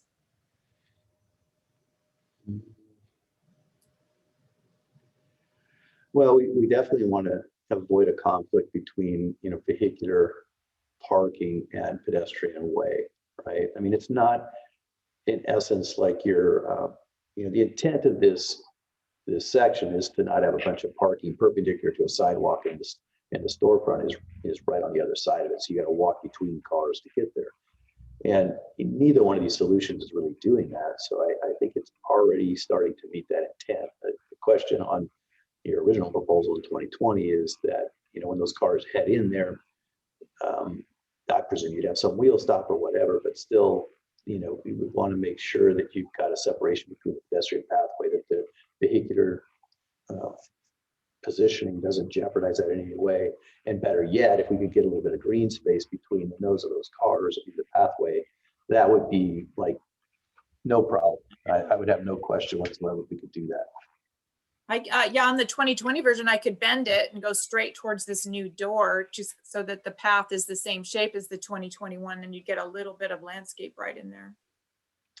That's what I was wondering too. Yeah, Okay. so maybe we can amend the motion, you know, and I'll do it now, that you could look at a parking configuration that is perpendicular in your 2020 proposal as presented tonight, but in combination, look at amending the pedestrian pathway to be more like your 2021 proposal that pulls it away from the nose of the parking stalls to achieve some landscaping between the front end of the parking stall and the pedestrian pathway.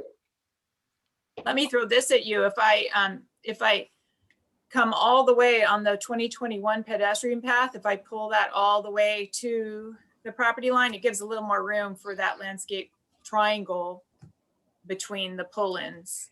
Mm-hmm.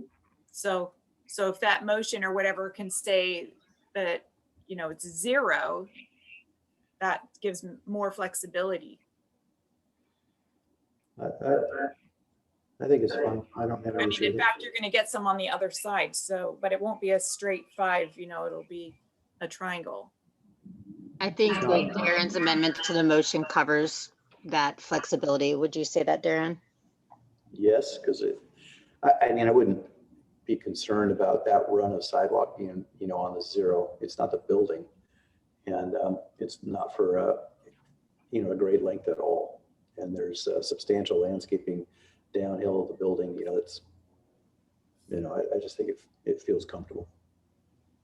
Okay, so we've got an amendment to the motion, and then we're still discussing the stairs and how that is on the motion as well. So I'm a little confused on how to put this together. Do you want to clarify Can you that? say as that well? it would be contingent on, you know, other city department approvals or something, so that we don't get found in, you know, building department or public works having a problem with it? Well, You again, know, that it's like a suggestion or something. well, in the right of way, I mean, whether it's a 2020 proposal or 2021, it's the same proposal, right? You know, that's public works domain is in the right of way, and it looks the same. So I would say we go with our proposal, and that is, you know, make the motion again that to satisfy section 1799-260D primary walkway standards, that the applicant consider using the parking orientation that was originally presented in 2020 with a perpendicular arrangement to the drive lane in combination with a modification to the sidewalk, which was presented in 2020, to be more akin to the sidewalk that is shown in the 2021 proposal, so as to achieve some landscaping between the pedestrian primary walkway and the parking stalls. Second. Okay, thank you. Whew. Okay, I'm going to open it up to discussion on the most current motion on the table. You would. I have another clarifying question. It's very easy, I believe. Go for it. The recommendation for the sidewalk, that includes retaining the 2021 design of the building, which orients the door further to the right, closer to the right of way, correct? Correct. No, we'll keep the door where it's at here in 2021. Yes, okay, correct. Thank you. Sounds like everyone's in agreement on that. Okay, is there any more discussion about the motion on primary walkway standards? Okay, then I'm going to go ahead and call for the vote. All in favor? Aye. Aye. Aye. Aye. All opposed? Any opposed? Okay, motion carries. We're good. So primary walkways are done, and we're on to parking lot standards. Do I hear a motion? I'll make a motion that in regards to 1799-330F parking lot standards, that the applicant's design places the majority of the parking behind the building, which meets the intent of the design manual. And with this new proposal, as made a motion for primary walkways, if we see 2 parking stalls up front, albeit minimal numbers, that the intent is to get some landscaping between those parking spaces and the primary pedestrian walkway. That in totality, the design as proposed meets the intent and is equivalent to the standards of 1799-330F. Thank you, Darren. Way to drive that one home. I like it. Any seconds to the motion? Second. Okay, Marlene's on second. So we're going to open it to discussion. If there's no more discussion, I'm going to call for the vote. All in favor? Aye. Aye.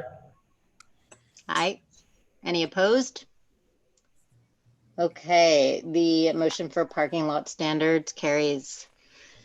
Now we are on to architecture and prominent facades. Is there a motion? Brett, you got this one. Hang on a second, I gotta get to it.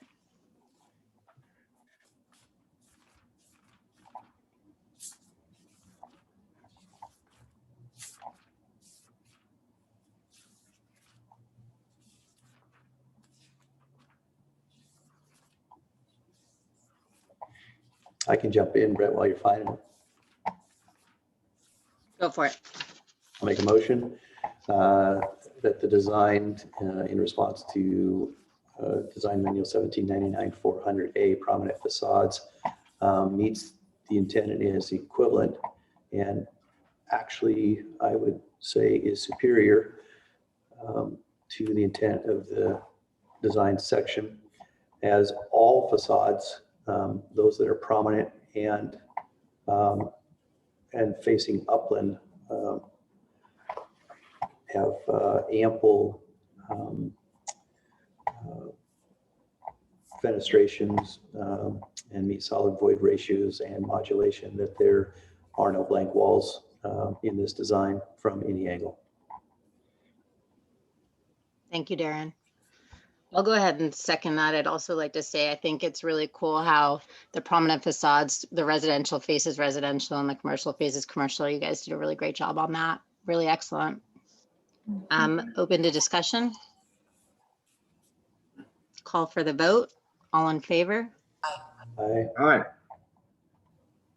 Aye. Aye. Any opposed? Okay, the motion for prominent facades is good. The last one I think up is window design, and we've been urged to talk about subsection F. Jeannie, do you guys have straight on elevations that you can show? Not in this presentation. But I can. You can pull them up. Pull it up. Get out of PowerPoint. Or at least, He's got to get out of PowerPoint and he can pull up what we submitted, yeah. the elevations. Can even pull up the model for that matter. Oh, or do you want to see the live model? Yes, please.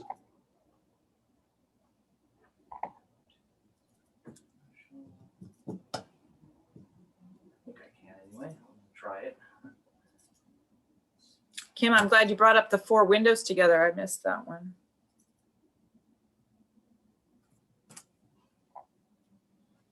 That's what F is really about. In the historic district, they want 3 windows and then a 12-inch column. So it's about having 4 together, I think. Yeah, like Darren was saying, they really like the vertical proportions in windows in the historic district. Put too many of them together and it's not vertical anymore. Hold on a second. I may not be able to. You may not be able to pull it up. That's very good. Why don't we start with just the views that you currently have? Well, what I can do is I can pull up the. Just the elevations that we Yeah, I can submitted. pull up the PDFs. Yeah, I'll just pull up the PDFs.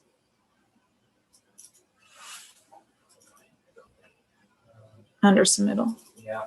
Hey, Kim, while they're doing that, you mentioned the siding and No. the trim. Do we have to go to that too, or are we good? What was that, Chair? The siding, the materials, is that needed to be discussed? Or are we good? I just want to make sure we didn't Oh, forget something. Right. It was submitted though. I I'm think that sorry, I was, can't hear you, Kim. yeah, I think that was a part of prominent facade. Oh, you're right. This is the old Okay, one. we're good. Thank you. Okay, we're good. Yeah, we submitted it to Oh, the yeah, DRB. resubmittal. Yeah, resubmittal. Okay, yeah. Construction plans. I was under the old one. Hmm.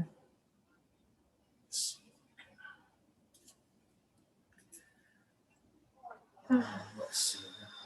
Go to elevations. Yeah. So.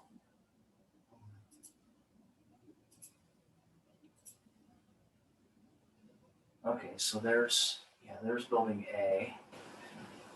Sorry, they're so dark. That's the program does. Well, I think it allows us to see exactly what we're talking about. The windows are prominent, so we can see that. You know, there's definitely sort of a, you know, we're not hitting the proportion, and obviously we've got, you know, a gang of windows together. So I guess the question for the DRB is, I'll go to 851. for this building, does it work? Does it have the modulation? Is it appropriate to think about, you know, this building, you know, meeting sort of those historic standards, or does the building have a little more contemporary sort of feel to it to warrant something different? I guess that's just a question. Yeah, I think it's a great question. I mean, would you want historic looking windows on this building? Well, I think the proportion may or may not be something that's, you know, a bad thing. I think the contemporary nature of the profile and the recess a little bit, I think is going to make it, you know, feel a little more contemporary. You know, and in this case, I think looking at the east elevation of building A on the lower level, you know, in essence, those first three windows, you know, are kind of groups of three, and they seem to be meeting the intent. You know, as we get up to the second story, the proportion of the windows are, you know, get a little more boxy, although I don't, the square proportion doesn't really bother me too much. It has kind of a nice contemporary feel to it, yet still feels like it could fit in the historic language. I guess the windows, what show to be the casement windows that are kind of clustered in two, and then the bank of four on the upper level and at the lower level, sort of behind that power pole. Those would be the only ones that I think don't quite meet that intent. And maybe those two casement ones that are clustered as a pair, those maybe they're just borderline and they're okay the way they are. But I think when you look at those four by themselves, you really don't read it that way. You really have to look at the building on the corner. And You want to go back to the one before? And it seems like it maintains the, each individual window sort of maintains its proportion marching along down Pioneer. So, you know, I think the end elevation here, looking at the north end of building A, I think it's got a very good proportion. It's mostly glass. I think it's going to be very elegant, almost be, you know, provide a nice little beacon, you know, coming up the street. So I don't find that the proportions are bothersome in any way on that elevation.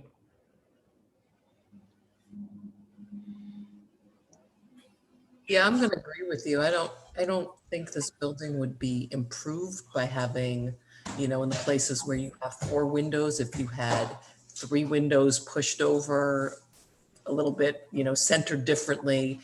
You know, if I sort of imagine what that would look like, I don't think that really improves the building in any significant way.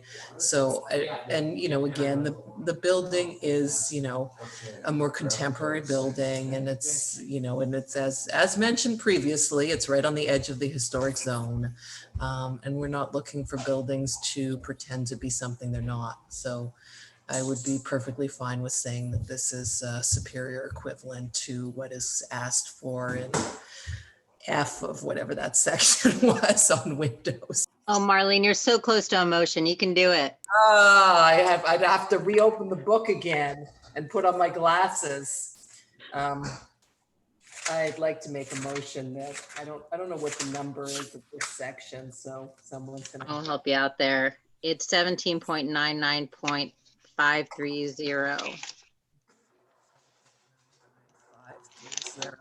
Okay, I'll make a motion that the design is superior to what a strict adherence to 17.99530 section F would dictate. Thank you, Marlene. Do I have a second? I'd like to second that, and I think in this case the application of a standard of historic, would be arbitrary, and I actually think that Darren's point that this building kind of stands as a beacon drawing you up the hill is well made. There's been a lot of new construction on Pioneer that I just think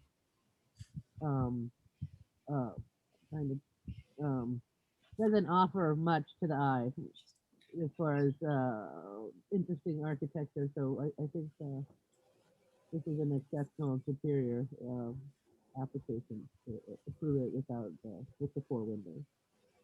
Thank you, Linda. Okay, we have a motion and a second. Any more discussion? I have one, Chair, yes. Yes.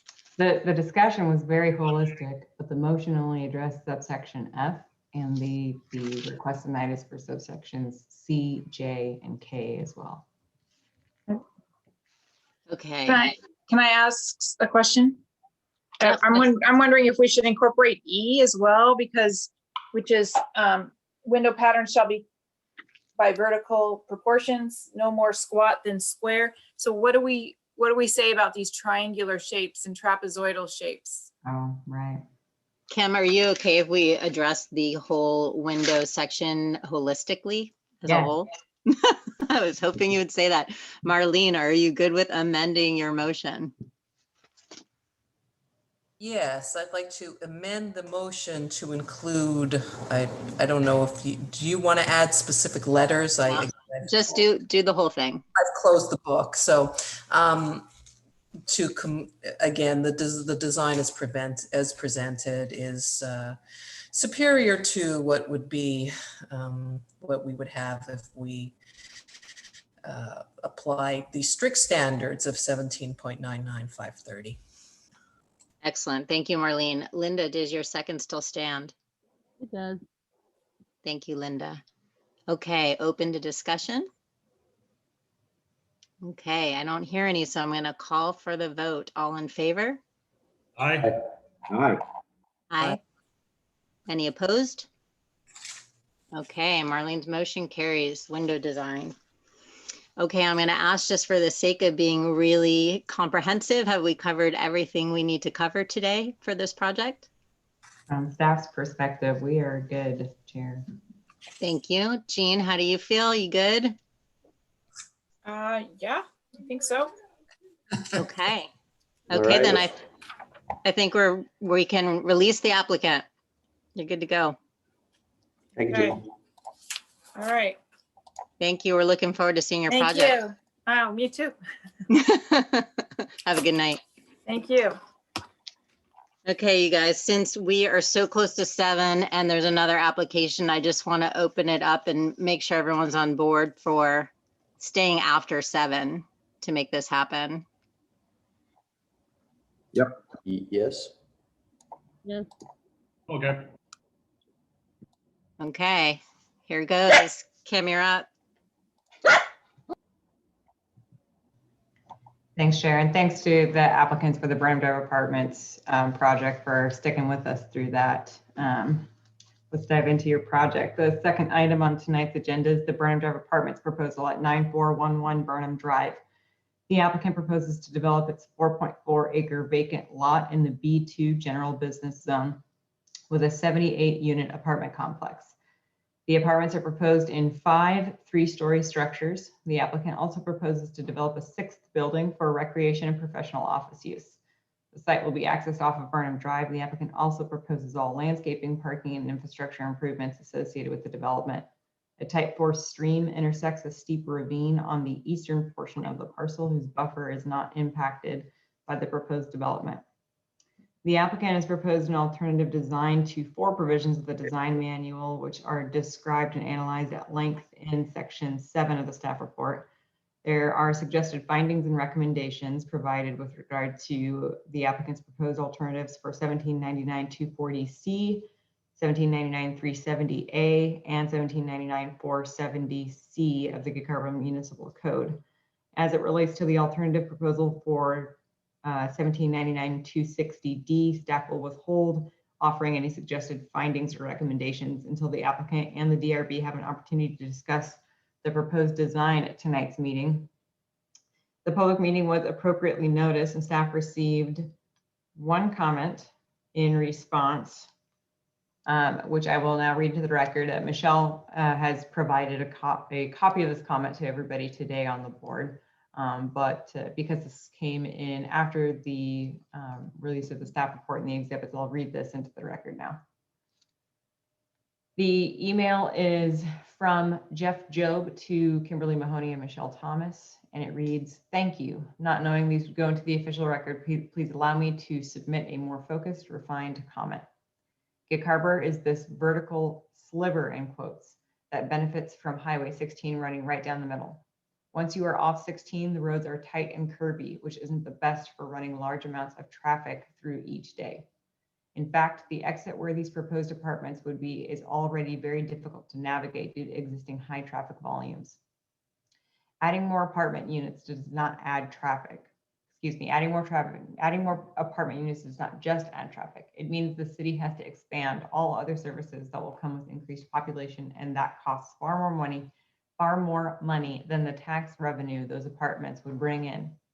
Utilities expansion and maintenance, road expansion and maintenance, more schools or more crowded classrooms, more police to support more people, and I'm going to guess that police are called to apartments far more often than homes. And having seen this in Seattle and expanding to towns outside Seattle as more people move into an area, the homeless migrate there as well, and it's much easier to blend into larger populations. I would ask my fellow residents and the Gig Harbor city planners this: other than a real estate developer making money of building this complex, how does this benefit the rest of us? And if you let this developer build this complex, what's stopping that developer from buying another plot of land and doing the exact same thing next quarter? I'm one resident with one opinion, and my opinion is I want Gig Harbor to not grow into some deeply crowded, hard to get around city. Respectfully, Jeff Job." That is the only comment that was received. There was another comment that was submitted. It didn't specify that it was a public comment for the record, but it did indicate that the property owner does not live anymore at the address that was submitted as part of this record in the staff report, and that information should be corrected. Staff will manage that offline with the applicant. That is all that I have for this project, Chair. I welcome any comments or questions from the board. Thank you, Kim. Does anyone on the board have any questions of Kim before we hand it over to the applicant? Okay, applicants, you're up.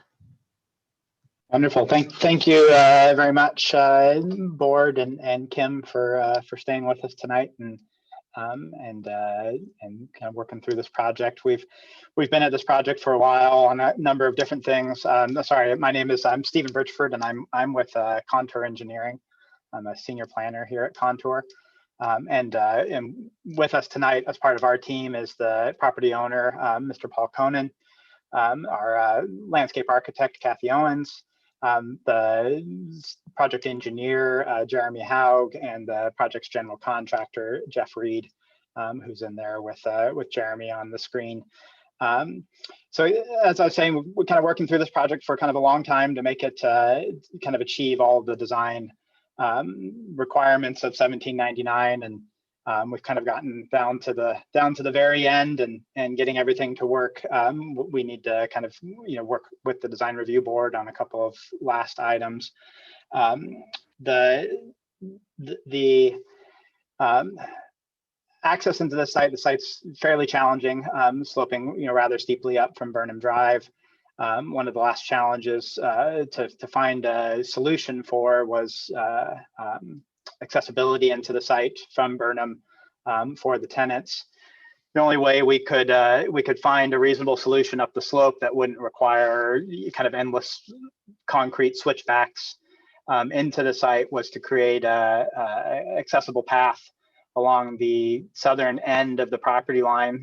This path actually includes 3 separate man lifts, the 2 of the tallest being around 12 and 13 feet, and the last one I think only goes up about 3 feet. That's what seems like the most reasonable solution that, as I said, doesn't require a large infrastructure wall getting up into the site for switchbacks. But working through this and that, there's some walls associated with that. As the walkway is kind of more or less sunken down in a corridor, and there's some walls along that end that exceed the 6-foot limit, but they're somewhat. Most of them are one in front of the other. We also, to meet our parking requirements and building separations and everything on the site, ended up creating a parking garage with 30 stalls underneath building A. This kind of, along with that pathway, kind of increased our earthwork quantities above the 10% that was discussed at the earlier project tonight. And we're right now at our level of design in this plan, which is probably a 50–60% engineering construction document. So there's still a ways to go. We're about 14–15% earthwork. So our proposal in that, as a somewhat of a safety factor, is to add in an additional 5% to 20% of earthwork, just as we work through the final issues. If there's kind of additional challenges for earthwork or grading shot adjustments that are needed in order to make things work when we get into final design for civil engineering, and that way we don't have to come back to the design review board.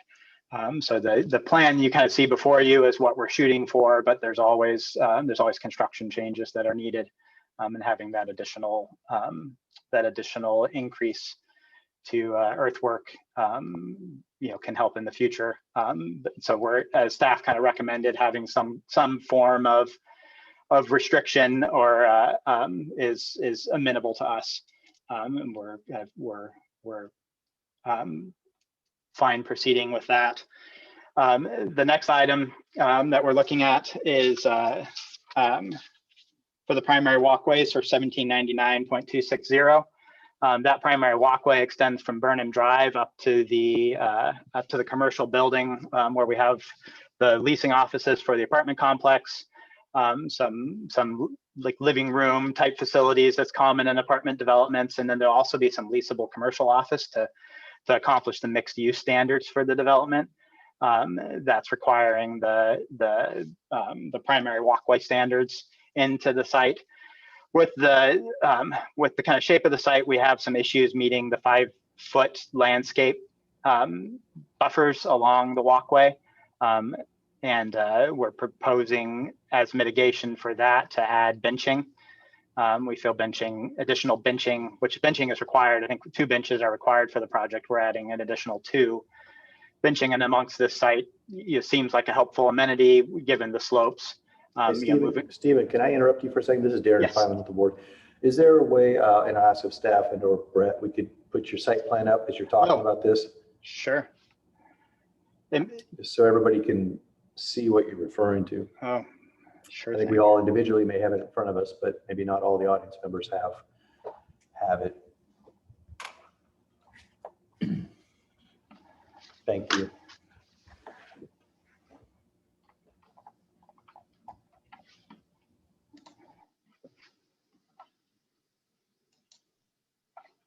So I pulled out a couple of sheets of the design. I can go into the full package if there's questions on other sheets.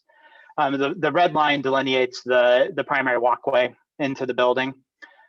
We have some issues. So the areas where we're below 5 feet are in front of building E here, and it's only a portion of building E. Building E has as with a lot of the buildings on the end, there's a metal trellising element that I can show you on another sheet here in a second. And that's kind of being proposed also as kind of mitigation along the frontage of that building. Along building A here, as the parking garage was added, that pushed into the landscape area along this portion of the walkway. Staff had recommended that, maybe adding some trellis along this face would be an option, similar to what we've done here, which can be seen on the sheets here. This is kind of typical of the trellising that's being provided. This is building A. As you can kind of see with some of the modulation provided along the face of this building, some trellising, may not be, feasible without changes to the building facade in that area along this face. We do have, for kind of additional options, we do, there's also the entrance to the garage is down in this area. There's a kind of a wall here. Some trellising or ornamental railing could be added to the top of that wall as mitigation here, but we do feel that benching, and we can work on kind of additional changes to location of benching if that's amenable to the design review board, is helpful on this site. We're kind of open to recommendations or ideas on what's important to design review board and along the landscaping for these primary walkways. Finally, is the parking garage standard. We kind of elected to bring this in front of design review board to look at the design prior to going to hearing for the CUP for the project. The actual garage entrance is along the face of the building, so it's set back from the primary walkway. There's landscaping along the entrance here. There'll be two parking stalls on either side here that are kind of open to the air before you get to the entrance to the parking garage. There is some low walls in here that are working as retaining to minimize the earthwork along the site. So that garage entrance is pushed back and somewhat shielded from the primary ways in the site. So I can also kind of hit back on what we were talking about in the opening, since I didn't have this up. That ADA walkway, so kind of a primary walkway into the site off of the street is here. That kind of access for accessibility into the site runs along the southern property line. We have a lift here that will extend up 13 feet. And then a second lift here that's 12.5. And then the walkway continues through here. There'll be access off of the walkway here for building E, and then a lift that will extend up into building D, and people will be able to use the breezeway between the units in order to get into the site. The upper portion of the site here, will be graded to provide kind of access throughout. It's this steep access slope that's kind of at maximum grades allowed coming down here that we can't provide accessibility down to Burnham without significant earthwork quantities. Is there a section of that with the lifts or an elevation or something? Probably let Jeremy, do you have a cross section of that lift? There's a couple of cross sections on one of the sheets, not specifically along the run of the ADA route, but that crosses through it on the west side. It was in the full package of one of the C sheets.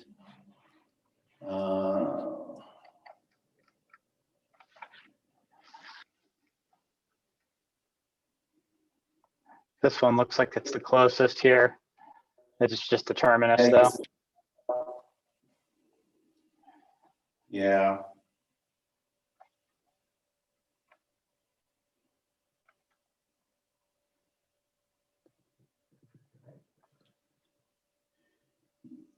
Yeah, there's that one right there that shows it kind of, but not necessarily, you you can see the wall coming up and then the 4-foot sidewalk, but not necessarily showing the difference along the stepping of the lifts and the ramps going up that accessibility route.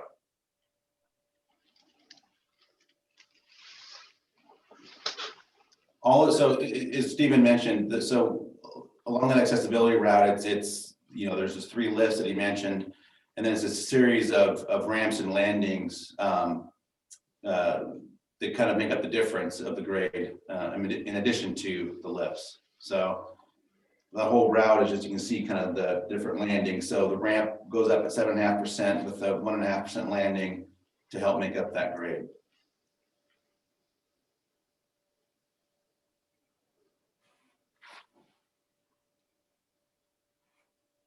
Is that enough explanation for the other DRB members on that? I don't want to interrupt your, you still have more to present, correct? No, I was wrapping it up. Oh, okay. Okay. Well, then I'm going to go ahead and open it up to the board for discussion. Hey, Chair. Yes.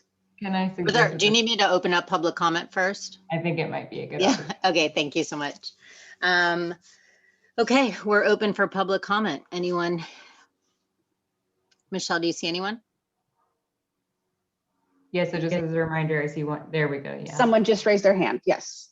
So Renee. Hi. Actually, I was recently signed into another Zoom meeting. So my name is actually Jacqueline Kelly. I live on Drive. Since the new development up the street was completed a few years back, traffic and getting out of my driveway has become more and more difficult. Now we've got another new development of houses going up across the street on Burnham Drive, just north of our house. And now this is going to be occurring within 100 yards south of our house, closer into the city. This is a 2-lane road with no sidewalk. People go 35 miles an hour, and I guarantee you they go much faster than that on a very regular basis. I don't see how our infrastructure can possibly take 78-unit apartment building with average United States homes have 2 cars per household. That does not exclude apartments. I appreciate these gentlemen wanted, have something profitable for them with their property here, but this proposal is far too much for that piece of property and for what we already have here. It's just next door to the Eagles Club. There's traffic going in and out of there. The driveway is steep. This driveway is going to be just adjacent to that driveway. It's already poor visibility. There's a curve in the road right there. People fly through that curve at 40+ miles an hour. It turns to 25 miles an hour just at the Eagles Club, but unfortunately, that doesn't quite work. I just don't see how the city can allow this level of project, this size of project to go through as it stands. Thank you. 3 minutes, okay. Thank you very much. Is there other commentary, public? The other attendee logged off, so I don't think so. Okay. Well, we always appreciate public comment, so thank you very much. I'm now going to open it up to the board for questions and discussion.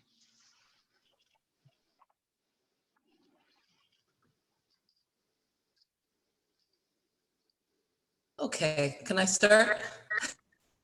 Yes, please, Marlene. I want to know what actually the DRB is reviewing tonight. Again, I appreciate that the public is engaged and is commenting. I guess I also just want to give the disclaimer that both this comment and the written comment are not in the purview of I believe, of what we're discussing tonight. So I guess I want to ask what are the questions for the DR? I mean, I heard the applicant talk about pathways and not inadequate buffering on pathways.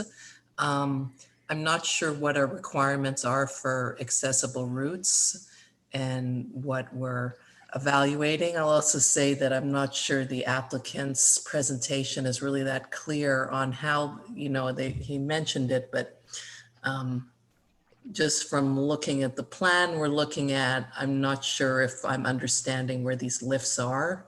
I don't know if it's in our purview to, again, I don't know if the code really gives us the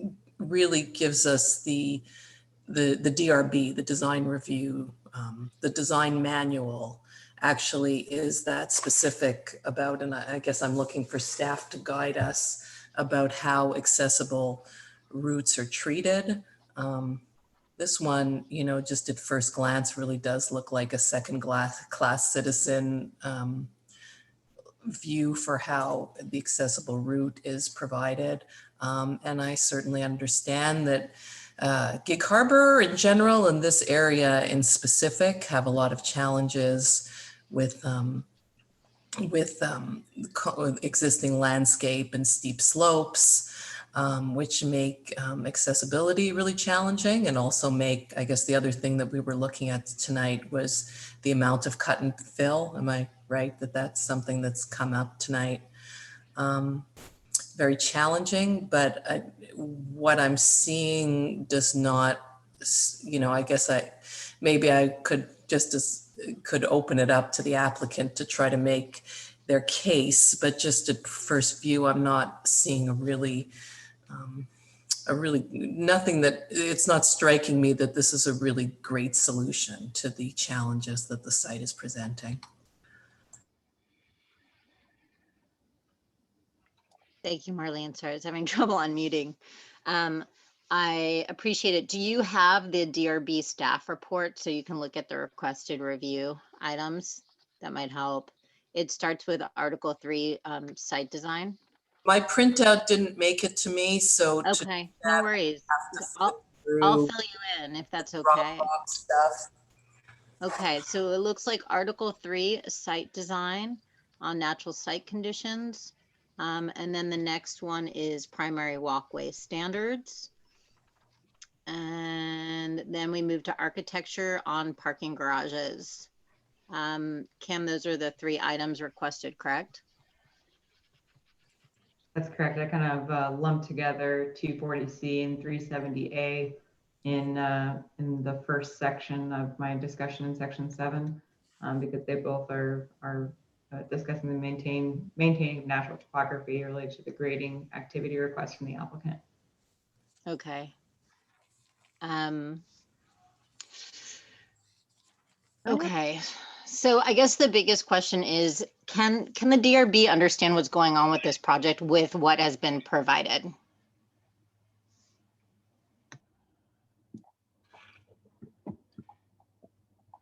Well, I'll jump in, Brett. Let's just take the first one, site design. Okay, so in essence, looking at sort of topography, and obviously we're all fairly familiar with the Burnham Drive, sort of slopes there, and you can see, just on the plan that's on the screen right now, just with the grade change coming up the drive. And it looks obviously like the buildings, are in one sense are fairly modest footprints. They're smaller in scale as far as a multifamily footprint goes. And so they look like to be ascending up the hillside. So in one sense, it looks like the architecture is responding to the grades. They're not basically coming in and leveling the site, taking a big swath out of it to get, sort of a flat section.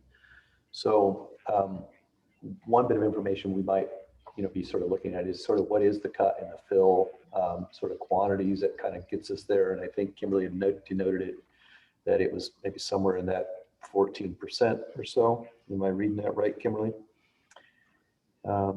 Yes. Okay. And so we're well within sort of these, striking distance of 10%. And given the nature of the topography in this zone, I think that's pretty commendable. as it also relates to sort of, they're tied together, I think, in regards to the, the primary walkway standards and such. To actually even think about having an accessible, pathway on a site like this that's fairly narrow at the front end, and to get in seems monumental in task. And to actually propose to have some lifts, I don't know too many sites that have gone to that extent. And although I hear Marlene's comment that potentially it could be sort of a backdoor approach to that, but I think that pathway could be made, a pleasant experience, coming up the backside of those buildings. And I think that was some of the comment, Kimberly had made in her staff analysis too, is that, through landscaping, maybe the trellis elements, on the buildings, that they could start looking at that. So, it's a tall tale to think about trying to get an accessible means up onto these properties. And it's a new standard for development these days that we just weren't faced with, for the most part, even, as short as 20 years ago. So I think we'd be totally comfortable with that, the pathway that's adjacent to the road, albeit it's very steep, but in my opinion, it sort of meets, the primary walkway standards. If you have landscape, against it, that would be the one that you would sort of work your way up into the property. But I think it's a good solution that they've found another way to get up there. I mean, the alternative would be, countless switchbacks to, I don't even know what the length would be. I'm sure they've studied it, and they probably would say it would be probably not even attainable to try to circumnavigate the site to get up that many, that grade. I mean, we're talking about, entering the site at 118 and in essence getting up to, sort of mid part of the site, at 156. So it's crazy, how much we're trying to ascend. Then I think the other part about topography that Kimberly mentioned in the report was the, site retaining walls. And I think they've done a good job at meeting that, and only where they are trying to meet the accessibility components, I think, is where they're exceeding that. So I would ask the question again, if that is the case, then I think that's a good sort of supporting argument for having a few walls that are higher than that. And maybe what we do, as we've done in other projects, look at how we can mitigate those walls with maybe some additional landscaping. If they get to be a little bit too high, is there a way we can kind of soften those a little bit? But then the greater gain is having an accessible pathway. So I think that touches all of the elements on the 1799-240C, which is the natural site conditions. Correct? I'm asking you, maybe Kimberly.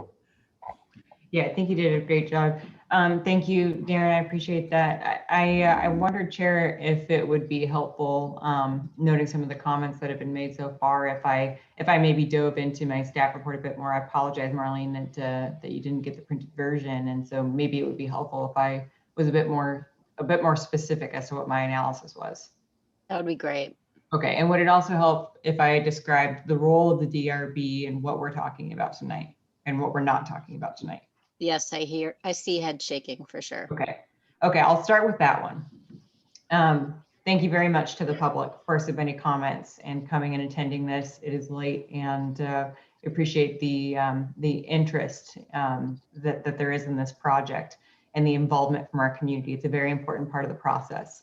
The concerns that have been introduced so far from the public are really related to the use of the site and the density of the use of the site. And those are not elements that are within the purview of the DRB to discuss. This project will have to go before the hearing examiner at a public hearing, and that hearing will be noticed as well. And anybody who submits a comment is considered a party of party of record or an interested party and receives all noticing for the hearing. And so that hearing will receive its own noticing. You will receive a copy of the notice and have an opportunity to submit a comment related to anything about the use, the density, any of your concerns at that point. But for tonight's purposes, the purview of the DRB is related only to the design manual and the alternative requests that are being requested by the applicant. And that is related to the site's grading and walls related to the natural topography and how well they are maintaining the natural topography of the site. The 5-foot landscaping strip that is to accompany a primary walkway, which Stephen showed during his presentation, is that red line that connects the right-of-way up into the recreation building in the center of the site. And then the parking garage, which accommodates more than 20 vehicles and is therefore required to receive a recommendation by the design review board or a decision by the hearing examiner. The applicant is electing to receive that recommendation from the design review board to accompany its design review permit application going to the hearing examiner. So that is what we are here to discuss tonight.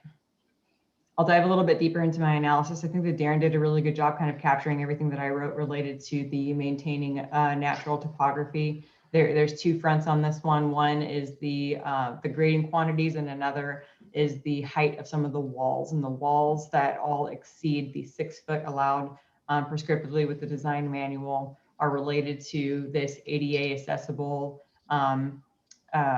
Who's sharing their screen right now? That's me. Can you point it out where it is, Stephen? For It's the accessible path. Here we go. That's what it is. So this is the area that was described in the staff report and is being applied for by the applicant for the excessively tall walls and the lists that are associated with it. This is a requirement that was indicated and instructed during project review by the building official. The applicant is required to design the site consistent with the Federal Fair Housing Act, and that requires that accessible route is provided from the right-of-way to the site. Now, Darren indicated this in his comments, that there is another option this could have been done. It could have been switchbacked all the way through. I mean, you know, to be able to maintain certain grades, they could have played with an option of doing a number of switchbacks. The reason why that may not be kind of a palatable option is that there are quite a number of landscaping requirements that apply to this site. This site is required to provide its normal perimeter landscaping prior to all commercial development. It's also part of the Burnham Drive Enhancement Corridor, which requires a 30-foot landscaping requirement. And it also is part of a zone transition standard, which requires a 40-foot densely vegetative buffer off of Burnham Drive. And so all of that you can't see here, but you can see in the landscape sheets. The applicant has designed this section of the site entirely consistent with, or what we expect is going to be, if it's not right now, entirely consistent with the standards of a zone transition buffer, the enhancement corridor, and the perimeter landscaping area. And that is only able to, I'm only able to say that because there isn't a accessible path that is traversing in and out and through in perpendicular angles and directions through that landscaping area. And so instead, the applicant has elected, in order to maintain its consistency with the Federal Fair Housing Act, to design this option that incorporates a number of lifts, which by de facto, of course, incorporates some taller than 6-foot walls. I know that in the past, the DRB has considered potential options of, vegetative trellises or additional landscaping to be able to kind of lessen that impact or be more suggestive, I suppose, of a superior design. And so that I guess is as far. I've included kind of a provisional recommendation as it relates to this, because part of the applicant's, I didn't fully address everything I should have. Let me back up. The grading change in part is due, right? So right now they're at a 14% difference between their cut and their fill. And they've kind of included this interesting preemptive request for an up to a 20% increase, acknowledging the inherent changes that are sometimes unpredictable when it comes to development, particularly on a site of this scale and of this topography. I have included provisional language considering the fact that the grading proposed by the applicant, the amounts of grading that's proposed by the applicant, in part is due to the fact that they are incorporating an underground stormwater retention infrastructure, and that by in and of itself, comes with quite a considerable amount of grading. But the applicant is also proposing to incorporate other more natural characteristics of the site in the design of the structures to include some stepped building B. You can look if Stephen, if you're still here and can share your screen, you could pull up your plans maybe to be able to indicate that. But the applicant has elected to use kind of a stepped building approach to building B to make use of that natural topography, which is something that is called out as favorable in our design manual. And the lower level parking garage, the parking garage being located underneath building A is another item that's discussed in natural topography as again, like I said, kind of perpetuating the protection of that natural topography of the site. And so I have included some provisional language and a recommendation that I've suggested for these items that I think will, will be good for discussion among the board to be able to see if it resonates among the board that this, kind of preemptive 20% difference between cut and fill could be considered as equivalent or superior at this stage, if there are things that we know won't change, such as the finished floor of each building and a few other things that I discussed in my staff report. Stephen indicated in his presentation that they would be amenable to that provisional language, and so perhaps it's worth discussion. I did not provide for findings or recommendation in my discussion of 1799-260D, and I talked with Stephen. I got Stephen on the phone last week and talked to him about this and what I was seeing, and I said, it's a little easier for me to see how you're meeting the criteria north of building E. Which is where, which is where there's a bench immediately next to the landscaping area that's just shy of 5 feet. And then there is a vegetated trellis immediately behind it, growing up that facade, that north facade of building E. Hey, Kim, I don't know if he got kicked off, but can someone share their screen with some of the plans that you're and point out what you're talking about? Oh, sure. Michelle, do I have that power? Can I do that? Yes, Stephen's computer crashed on him, so he's in the middle of rebooting right now. Oh, okay. Yeah, all panelists can share screen. Sorry. Oh, okay. Well, I can share the landscape plan at least if you'd like. Oh, yeah. Sure. Thank you, Kathy. No problem.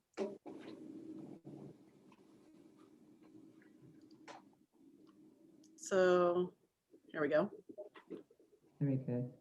Yeah, can you zoom in there to the north area, the north facade of building E to be able to indicate? That's helpful. All right, great. Thanks, Kathy. I appreciate it. So this is the north side of building E right along here. Right. And can everybody see this? Yes. Without any, okay, good. So the landscaping area that you see right here immediately adjacent to the primary walkway is just shy of 5 feet. And so the applicant has, added this bench right here. And then, I also, like I said, I was talking with Stephen before the meeting last week, and I said, hey, there's this vertical trellis right there. That probably would go somewhere with the DRB as well. Maybe we consider bringing that up. And so I mentioned that in my staff report. What is less apparent to me is the solution that was proposed adjacent to building A. If you wouldn't mind, Kathy, kind of navigating to that area. The landscaping adjacent to the primary walkway just outside of building A is also a little shy. In fact, actually, if anybody in the DRB is looking at exhibit, I think it's C. Exhibit C to the staff report, I've used a green highlighting function to be able to show the areas of the site that are a little shy of the landscaping requirements adjacent to the walkway. And so you could look at that as we go through this to have a good indication of what we're talking about. But that area right there has a little less landscaping, a little less than 5 feet. Adjacent to the walkway. And so the indication by the applicant was that the addition of benches throughout the site could serve to be able to, introduce an equivalent or superior solution to that requirement. That was less apparent to me. I encouraged them to kind of speak to that at the meeting tonight and be open to ideas that would be recommended, noting that it may be, it looks, with my limited understanding of how well this would be or how possible it would be, it doesn't look to be as possible on that facade of building A to incorporate a vertical trellis, because that's where all of the entrances into the building, windows, doors, balconies are all located. as opposed to the northern facade of building E. And so I did not provide any suggested findings or recommendations associated with that. And then again, as for 1799-470C related to the parking garage that's located beneath building A, I provided some discussion, but really that isn't so much of an alternative request. They're not proposing to deviate from the standards. They're just required to be able to secure a recommendation from the DRB or an approval decision from the hearing examiner. And so, you know, in an attempt to set forth as, you know, promising feedback as possible related to the design of the parking garage, the applicant has proposed a request for the design review board to weigh in on the sufficiency of the design of the parking garage consistent with the code requirements. So that is what we are here to talk about this evening.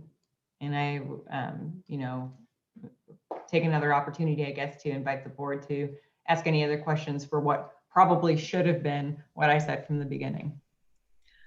This is Kathy Owens with Nature by Design. I'm the landscape architect. Could I just add, you had mentioned about the benches, and I just wanted to point them out. I kind of highlighted them in pink. They have an accessible pad next to them. And because the site is kind of has a pretty good pathway around it with all the sidewalks and connections, and also because of the topography, we felt like it was an amenity to add that as an alternative to the landscaping, that, you know, small little portions where it did, we are encumbered, you know, and not able to do the 5 feet. We did feel like adding benches was an amenity that you know, while it's not just landscaping, but it certainly adds to the experience of the site. So I just wanted to point that out. Here's another one down here. I have a question. Yes. Kim, when you say just shy of 5 feet, is that 4'6" or is that 2'6"? Mm-hmm. Let me pull it up. I don't remember off the top of my head. See if I don't have it up. If you need to, I can pull the CAD drawing up and do a dimension, or if Jeremy, if you have it up. Yes, give me a second and I'll see if I can pull up the CAD real quick. Okay. And then I know Marlene, I can pretty easily answer the question as it relates to the area that's north of building E. It's very nominal. It's more than 4 feet, but less than 5. Yes. Yes. I can't as quickly answer the building A question, but I can take a measurement. What scale? okay, so you're just shy of is less than a foot. It's not 2 feet. Yeah. As it relates there, it's a little more narrow in the area that's adjacent to building A. Jeremy, I think I need to lean on you. There's no scale provided in the L sheets. Let's see. Oh, there is it's 1 to 30. Oh, sorry. Not the best here with this program. Let's see. I was just going to show you this highlighted green areas are where it's shrunk down. You can just see this is 5 feet here, and then it goes down just where the staircase is. No, Let's look at what she's doing, because she's pointing out. I'm gonna go, oh my God, this laptop's killing me. I'm gonna go up to my computer real quick. Yeah, I can actually open I just need to see what the drawing number is. Sorry, design review board. I can open up real quick on mine.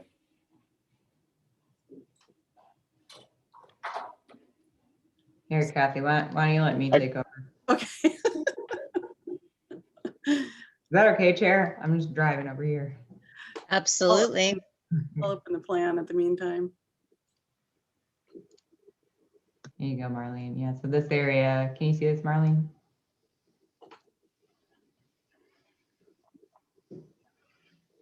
Oh, sorry, you're So on. yeah, so you're showing that it's 10 inches shy. So just shy is Yeah. inches. it isn't just in this area. I think it gets a little more narrow even up here. Move this guy, take this guy with us. It's a little more narrow right here. And that area in there is patio. Oh, If that is anything different, that's the patio for that ground floor unit. So that's what we're looking at, Marlene. Does anyone want to see the elevation of that as well as the plan?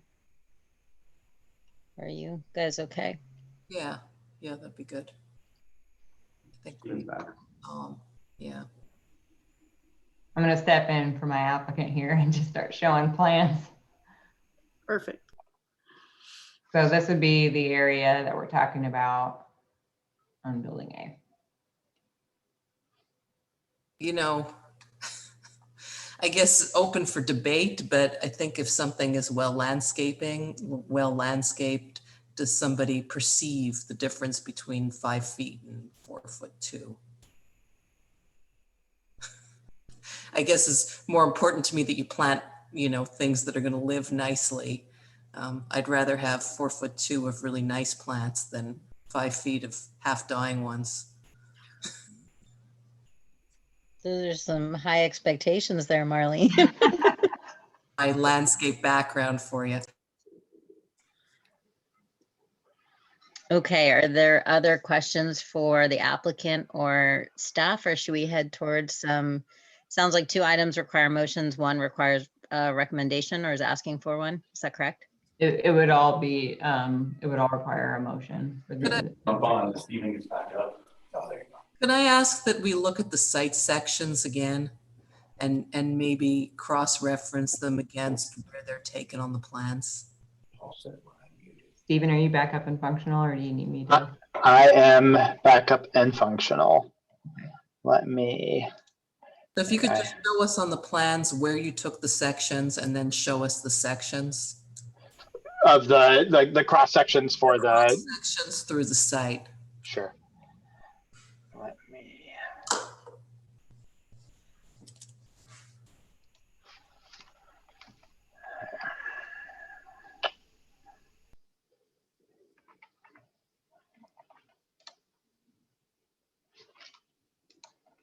Hold on.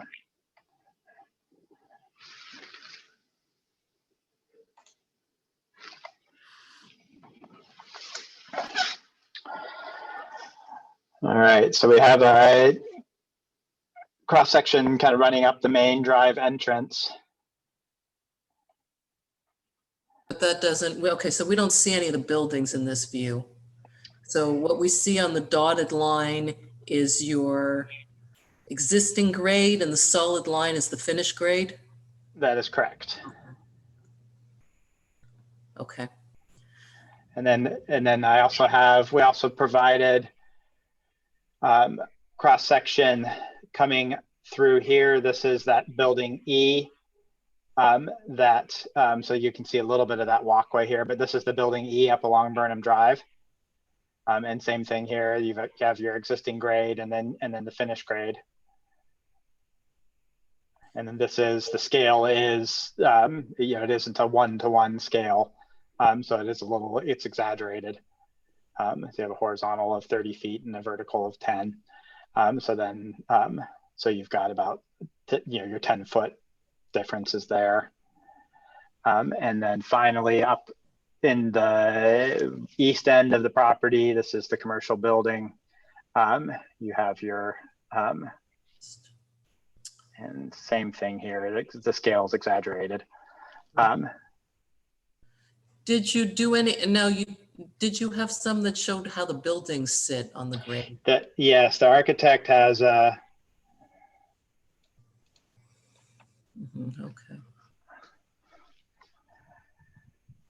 And so, here you can see the kind of the bottom floor plate is here and using a lot of the getting the building into the site using kind of extended foundations and then bringing the that won't be exposed concrete wall. That'll be the kind of building finish. The building will run down the side of that wall to make it look like it's part of the building, not a separate concrete wall. Okay, so section B is running from Burnham to the other side there. That's that looks like, so that's building A and building B. So this is the parking garage building, and then the recreation building in the back. So section A would be more, building E is here. So Burnham Drive is down here. And on this one, they're showing finished grade, not natural grade. It looks like that. I would assume that that is the case, yes. Okay.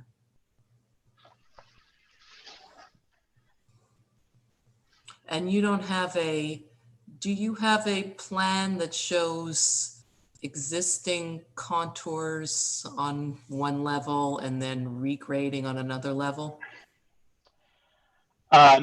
Yeah, we have, that's just overall site. That's all finished. No. Yeah, so it'll be a combination of the two and with the development. So we don't have a separate sheet. These two sheets are kind of broken out with you'll see your existing contours here and then your finished contours in there for reference and how it's tying in to the existing.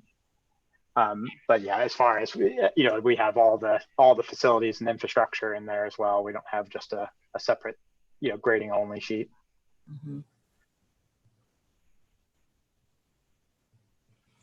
Okay, well, you're making me work.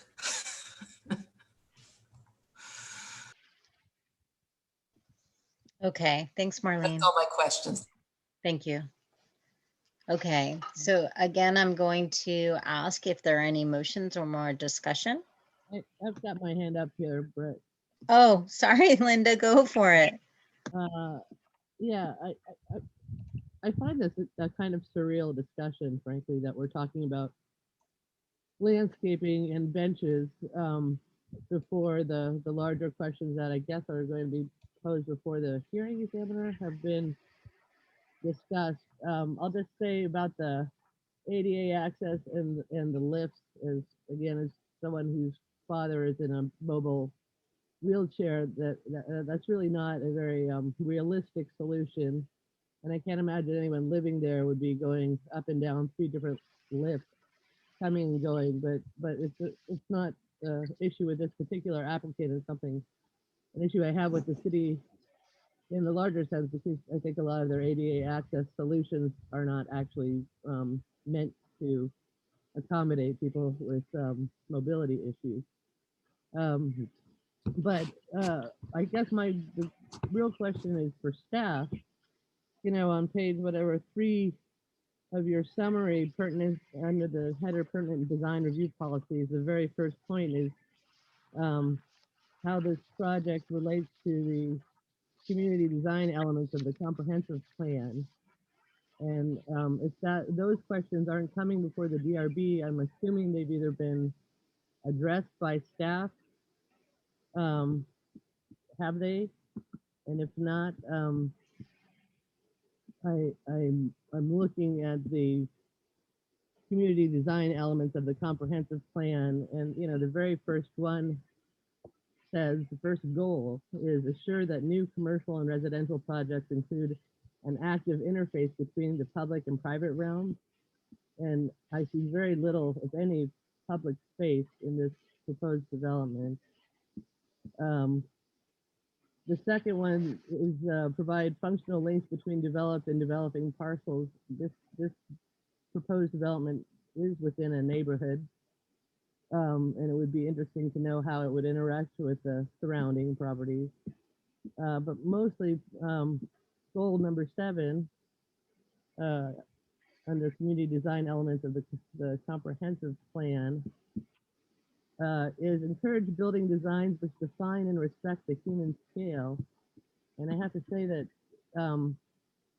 unlike Darren, I don't think these buildings are a small footprint at all. You've got one building that's 24 units, and they're all pretty close together, and on 3 levels. So my question, I guess, to Kim is,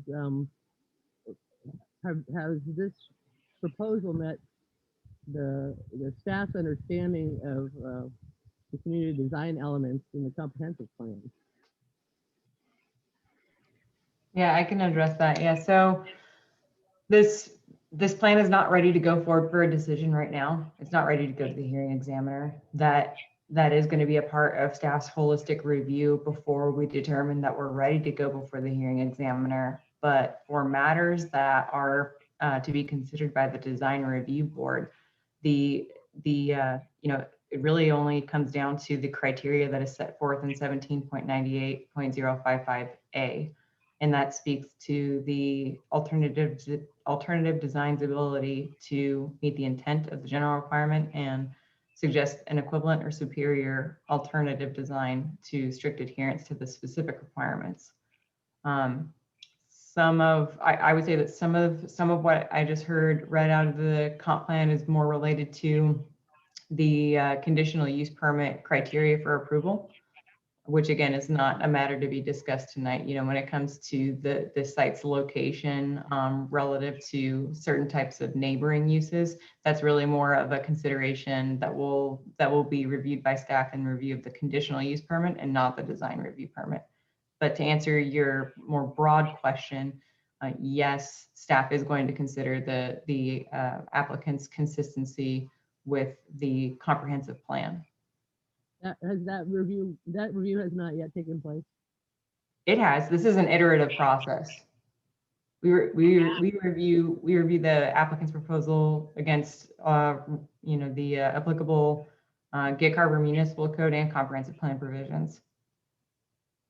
And it's outside the purview of the design review board to address the community design elements. It is outside of the purview of the design review board to, I guess, consider the alternative design against anything other than what is directed in 1798-055A. Not sure that that's a yes or no answer, but I'll review and see if I can't make sense of it.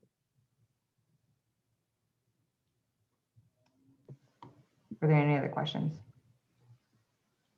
Linda, are you okay?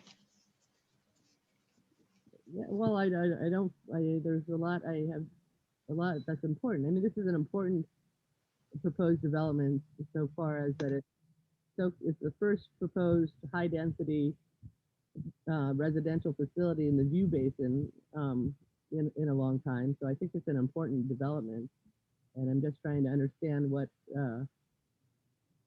it seems to me like what the design review board is left to comment on are landscaping and pathways and ADA standards that don't actually meet the needs of people with disabilities. So that's just where I'm at right now. Thank you, Linda. Yeah, it sounds like I should clarify that the accessibility requirements are something that is not even reviewed by the planning division. That's reviewed by the building official and the fire marshal.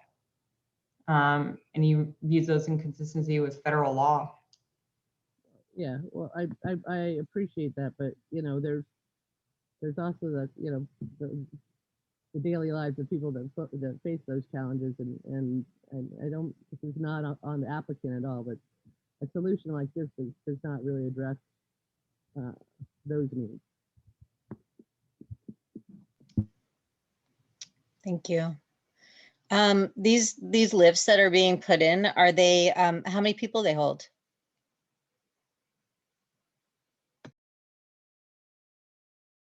I believe they're just single use. Okay, gotcha. Okay, and that pathway that leads to the lift is how wide? I believe that is 5 foot wide. Okay. Okay, guys, we need to make some decisions here on how we want to go forward. I would say let's start with the site. So does anyone want to make a motion for site design?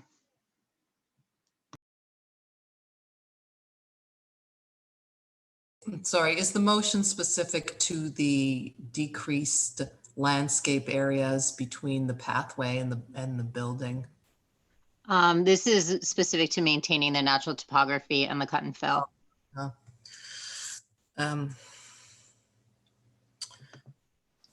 I think if Darren's still around, he had something to say about that, unless you want to go for it, Marlene.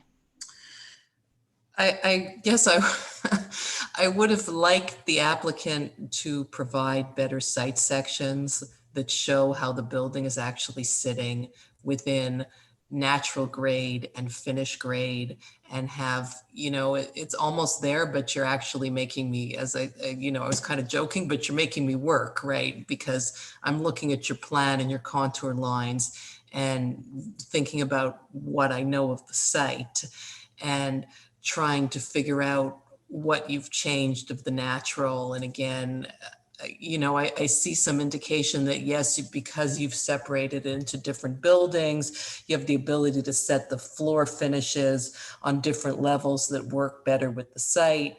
So all of that is good.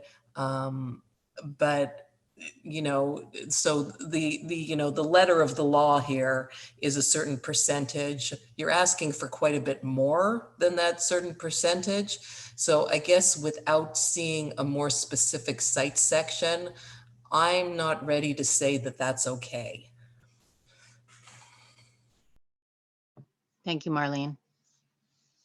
Anyone else?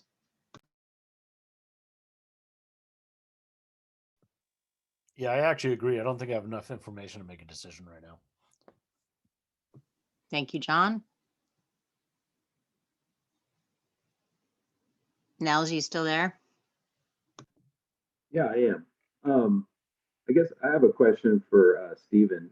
Building E, was it ever explored to look at turning that 90 degrees, much like the two buildings further up the hill, not only to get you some more landscaping space between your primary walkway, but also give you some, maybe a little more space for landscaping your ADA pathway in the back on the south end of it? Yeah, we've been all over this site and finding best configurations and to meet parking standards and to meet grading standards. The separation of the buildings between building ED and C going up the hill allows us to step the site a lot more with having this parking area. And this also allows us to put in an adequate storm facility to serve, a portion of the site. We have to put in kind of multiple facilities for storm to serve different sections. Yeah, so your underground vaults are underneath that parking lot between the two kind of sets of apartments there. Correct. Yes. Yeah. No, I'm okay. I kind of am more in agreement with Darren. I see what's going on. As far as the natural site conditions. I mean, this is an incredibly steep site that has problems just inherent with its, topography. The fact that you're stepping them up and you're not all consolidating them to the back end or scalping the whole site of flat surfaces and flat sites to group them all, but you're scattering them and using the topography. Yeah, I'm more in agreement with Darren that I'm okay with what they're proposing. Well, that sounds like it could be a motion, Nels. You up for that? Oh, you're making me have to go down here and read here. You want me to help you with some numbers? Well, I'm finding them here.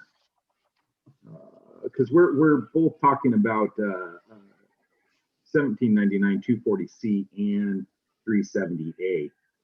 Correct. Okay.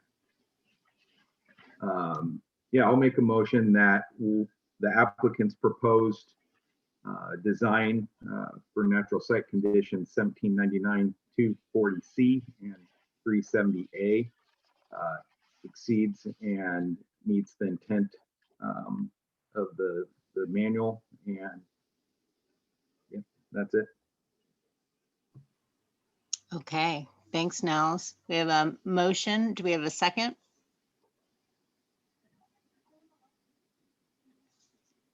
I think people are fading because they're hungry. No second on the motion? Darren, are you there? I am. Again, I think in general, I agree with Nels's comment, but maybe after listening to Marlene talk a little bit, I actually have been persuaded a little bit by her request and John's as well to get a little more site section information. I do think the general sort of proposal is meeting that intent, but I think it would be good to still see some more information relative to those site sections, especially on, coming up on building E and seeing in essence existing grade versus new proposed grade. I think that's what we're lacking. When we look at the, scanning through the drawings, really we just have the sections. There's 3 of them, A, B, and C, on page 11 of their 31 pages in the drawing set. And it's, again, it's pretty generic, you can kind of get the sense of what's happening, but again, I just think it'd be very helpful to, for something like this to really see how those buildings are seated next to the existing grade. And I think it would help us better understand, maybe even give us a little opportunity to think about, which is another topic, these pedestrian pathways a little bit more. Thank you, Darren. Hey, thanks, Nels, for putting the motion out there so we could move to discussion. I appreciate that.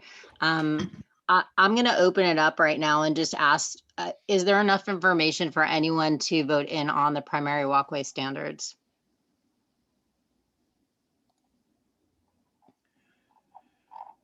I can't see heads, so if you could give me a yes or no that you want to move forward, because I'm trying to feel out whether you guys are going to request for more information on everything, or we can, give a motion or recommendation on something.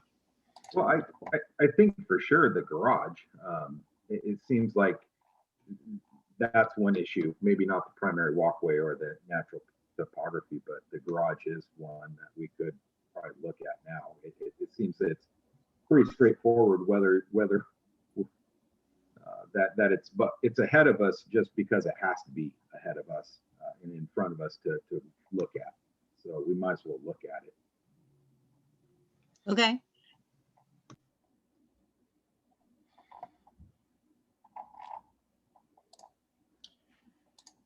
Does the applicant want to show the garage off a bit more?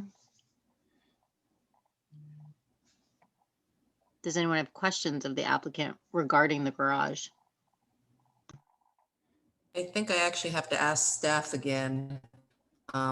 What is the criteria that we were looking at, either in the code for the garage entry? And then I guess that maybe we'll give, while we're getting the answer to that, and I can find it in my little book here, gives the applicant some time to pull up the elevation. I guess that's it. So is that the elevation we're looking at? Mm-hmm. On south, building A, south? Mm-hmm. And Marlene, if you want to look at section 1799, 470C.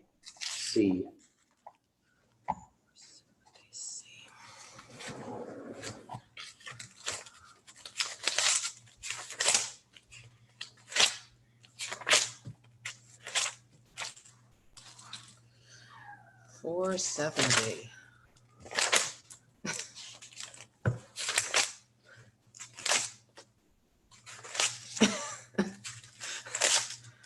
In essence, the idea here is to screen them, right?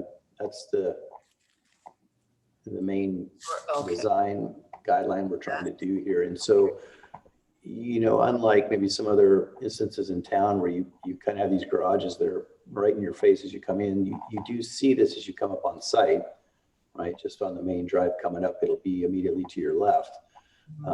But it looks like they've got some enhanced landscape islands that are there before you actually, descend down into that parking garage there. Actually, it'll be at grade kind of coming into that. So I guess the question would be, if the parking garage itself and those facades, are we looking at, I presume on that elevation, to what you're saying, that left elevation south, never heard really that. So the facade that goes down below grade, I guess, what's happening right at the building line right there? Again, Ken, the architecture, you've got some, some trellises that are up above there. I presume there's no pathway or anything that walks across there. So the vehicles are going underneath this portion of the building. Is there more opportunity maybe for some landscaping at grade level and below? Or is it, we've got parking basically starting right at that position? Trying to get a sense of, is there a cross section at the end of building A? Just what you were seeing on the building elevation. So what the lands, to try to maybe see it with the landscape area. So there's the building is approximately in this area, the face where the entrance to the garage will be. And so there'll be 2 parking stalls here on either side in front of that building face. And then some lower walls, to retain, to retain their kind of the cut into it.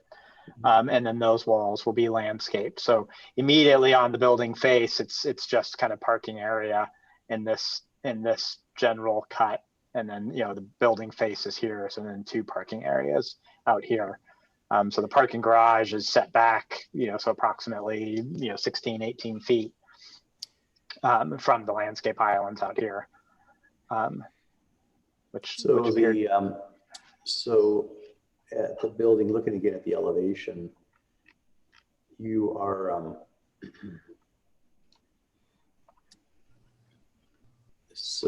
there's in essence you're seeing the concrete stem walls either side of the parking garage entrance, and those go down.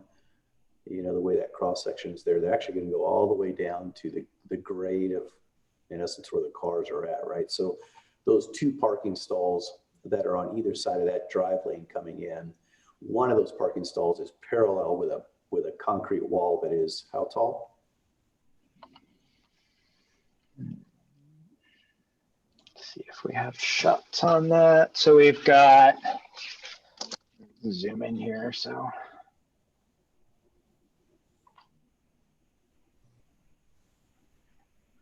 So it looks like there's a wall in here. It's about 2 feet. And then on this side, this is measuring the retaining wall along this face. It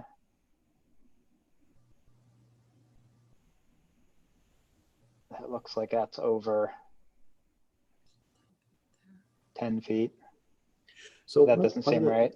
Yeah, one of the things we might look at for this, I think we get the intent, but to meet the design criteria, it's like, these potentially look like these little, bottom feeders to the building. And, the manual really wants to make this, landscaped and buffered and really attractive. And I think there's the opportunity here from what would be the finished floor of building A, where the dwelling units are, down to see a lot of concrete vertical walls. It probably would be in the same category to see some more information here. Maybe even if it's modeled, that we could see something in perspective a bit. I think the elevation is not quite telling of what's kind of really happening here. And I would presume, with the sidewalk there, I'm sure there's some sort of form of a guardrail at the top of that wall. There's just a lot of vertical change that happens there. And you do have a good, it seems like, landscape buffer at the drive coming up before you head to the parking garage. But there is sort of this little well, if you speak, right there at the end. And I think the buildings, the little wing walls of those concrete stem walls, all of it, I think would be subject to some enhancement there, specifically as you walk by it, to see if we could, look at some of the other strategies you're using on portions of the building, with the, the trellis items or, those wall elements or whatever is, the landscaping that's in front of that, wall, where the stairs are ascending up. I'm having a hard time kind of visualizing that 3-dimensionally. Thank you, Darren. Kim, is it possible to, I mean, we're past 8 o'clock and it's clear that there's a lack of information. Is it possible to look at a date to continue this project and bring more information back? Yep, Michelle's on it. I guarantee you right now she's going to get in the calendar. So what would be, what we can do if the DRB wishes to read it into a motion is to continue the meeting to a specified date. That way we can ensure all of our calendars are aligned right now, and that avoids the need to feed in the additional time necessary for noticing. We do not have to renotice if a date is read into the record. June 10th and June 24th is available. Okay, so applicant, this falls on your shoulders for more information. Do you have a preference to date? Yeah, we'll take the soonest available. Thank you. Brett, can I add a couple things? Please. Obviously, there's 3 points here that, we talked about with the site conditions, and I want to maybe then also circle back around to add on to Linda's comment relative to the primary walkways. I hear what she's saying in regards to the pathway and the lifts, and somewhat sensitive to that. I guess I would ask 2 things, in the consideration of that. One is if the lifts are there and the width of it, how many could sort of ride in a lift, assuming you're not able-bodied to descend down the slopes and you're going to go down this pathway. You might be in a group of 2 or 3 or more. Can you all descend down, simultaneously, or adjacent stairs? Or I'd like to see more about, what that process is to support that. And secondly, just the numbers. A lot of times we're sort of convinced by seeing sort of the hard facts. What, the alternative sort of ramping, what were those numbers? Show us that, in looking at that, what that would have played out to be. Sometimes it's alarming to see how long it would be and it just physically won't fit. But sometimes I think it takes that presentation in order to, know that we've turned all those stones over. So that's it. Thank you, Darren. I'm going to ask the applicant, do you have any more questions of us as far as what you might bring back or anything at all before we continue this at another date?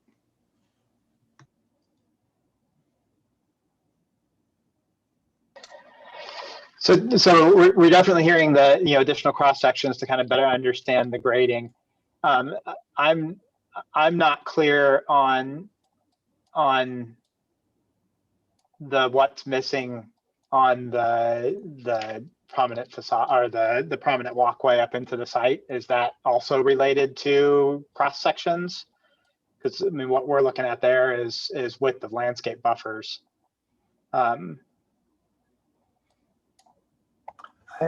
You chiming in, I don't know if I heard any comments from the DRB that were didn't feel like the main walkway, albeit the non-accessible route, was a problem. And it sounded like Kathy was able to show benches, and I think Marlene kind of reviewed the how narrow some of the landscaping was in front of, say, building A, that it wasn't really that much short of the 5-foot mark. So I didn't really hear anything that was really of concern on that. I think it was really more in regards to the accessible route.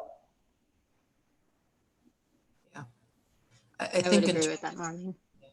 Me too. I think in terms of the reduced landscaping, we probably, just guessing, we could probably dismiss that tonight and say that the benches compensate for the reduced landscaping. But I think I agree with what Darren said. Sometimes you need to see that something is really a dead end to be convinced that it is. So, just to be sensitive to the accessibility. People who are handicapped are often with other people. I guess we see it so much in the built environment where people with disabilities are kind of shoved to the service elevator. And that's what this that's what putting this on the back like that feels like.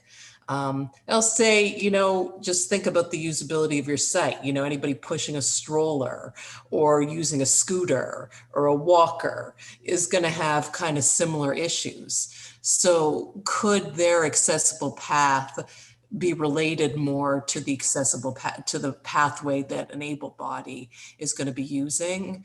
And, you know, maybe that's still, you know, on this site, that might still mean having a lift of some sort. But could that be something that's a little bit more hospitable and, you know, and welcoming and, you know, not shoved to the corner of the back of the site? So that's, I guess we want to challenge you to go back to the drawing board on that. And, you know, again, as Kim mentioned, this is under the American Disabilities Act, which is federal. And, you know, and they're basically telling you, you must accommodate, you know, disabled people some way so that they don't sue you because they can't access your site. And I guess I would just, you know, I can't compel you to do it, but I would ask you to just consider that it might be a way to make your site better. Thank you, Marlene. Add to that. Yeah, go for it. Yeah, I don't want to make the applicant go through any unnecessary work. I understand that a zigzag path just about anywhere on the property would not be ideal or even realistic, but you know, to the degree it's legally required, you know, if you could make that the access path that you have suggested, you know, as has been suggested again just now, large enough to accommodate one person at a time, you know, a 2 or 3 person lift, something where you can keep company with whoever you're with.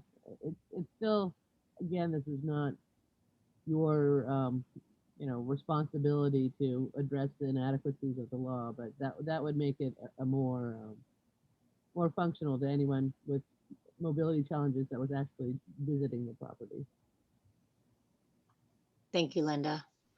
Kim, I'm going to ask you, because I know you understand well what we're looking for. Can you help the applicant figure out what would be best to bring back to us? Well, I think there's a good understanding for the grading, and that relates, you know, to the cut and fill, and also relates to the tall walls. And Stephen, it looks like you want to probably beef up your narrative to address more walls that may exceed the 6-foot height that weren't included in the narrative. Because there are some over there going down to the parking garage that weren't discussed. So we want to make sure that we capture everything. So that amount of detail, I think that detail would be helpful to be included in the narrative. The landscaping next to the walkway only applies to the primary walkway, so it doesn't need to necessarily apply to the walkway that's designed right now for the accessibility area, but the DRB is asking to be able to see options.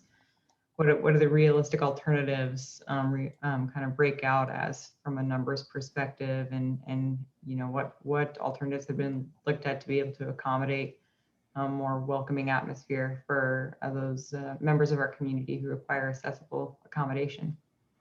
I'm not hearing that there is much necessary for the applicant to bring back related to the landscaping adjacent to the primary walkway. And that we maybe even could have gotten dangerously close to a motion on that tonight, but you know, at the discretion of the board. I don't have anything written down in my notes as anything being necessary to bring back related to the parking garage, and I don't know if I missed that. I think you may have. I think Darren spoke to that. Darren, do you want to reiterate? That was more section information, right, Darren? So maybe even you know, a longitudinal section, you know, through building A, but also looking at kind of that true elevation, you know, down in the well, and maybe even considering, you know, sort of a 3-dimensional, you know, image or model view to kind of show us what's happening from a grade standpoint. Again, I think the emphasis here is to try to buffer or screen, you know, the garage itself, and I think there's a real chance that there's a lot of vertical concrete that will be in this area. Thank you, Darren. I appreciate that. Yeah, I do too. Thank you. Okay, well, unless there's any more discussion, I'd say we can set the date officially to continue this project on June 10th. And we look forward to seeing it again with more detail. Thank you. Thank you, board. Thank you. Thank you. Thank you. Yeah, you bet. Okay, you guys can go. We just have board business. Thanks so much. Have a good night.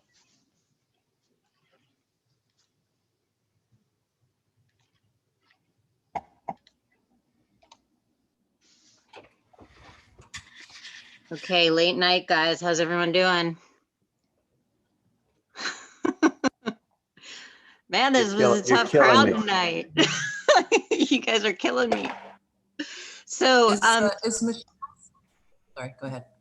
I just want to say, I mean, although it's been a pleasure chairing this board for a millennium, it seems, over COVID, I would like to give an opportunity to someone else as well.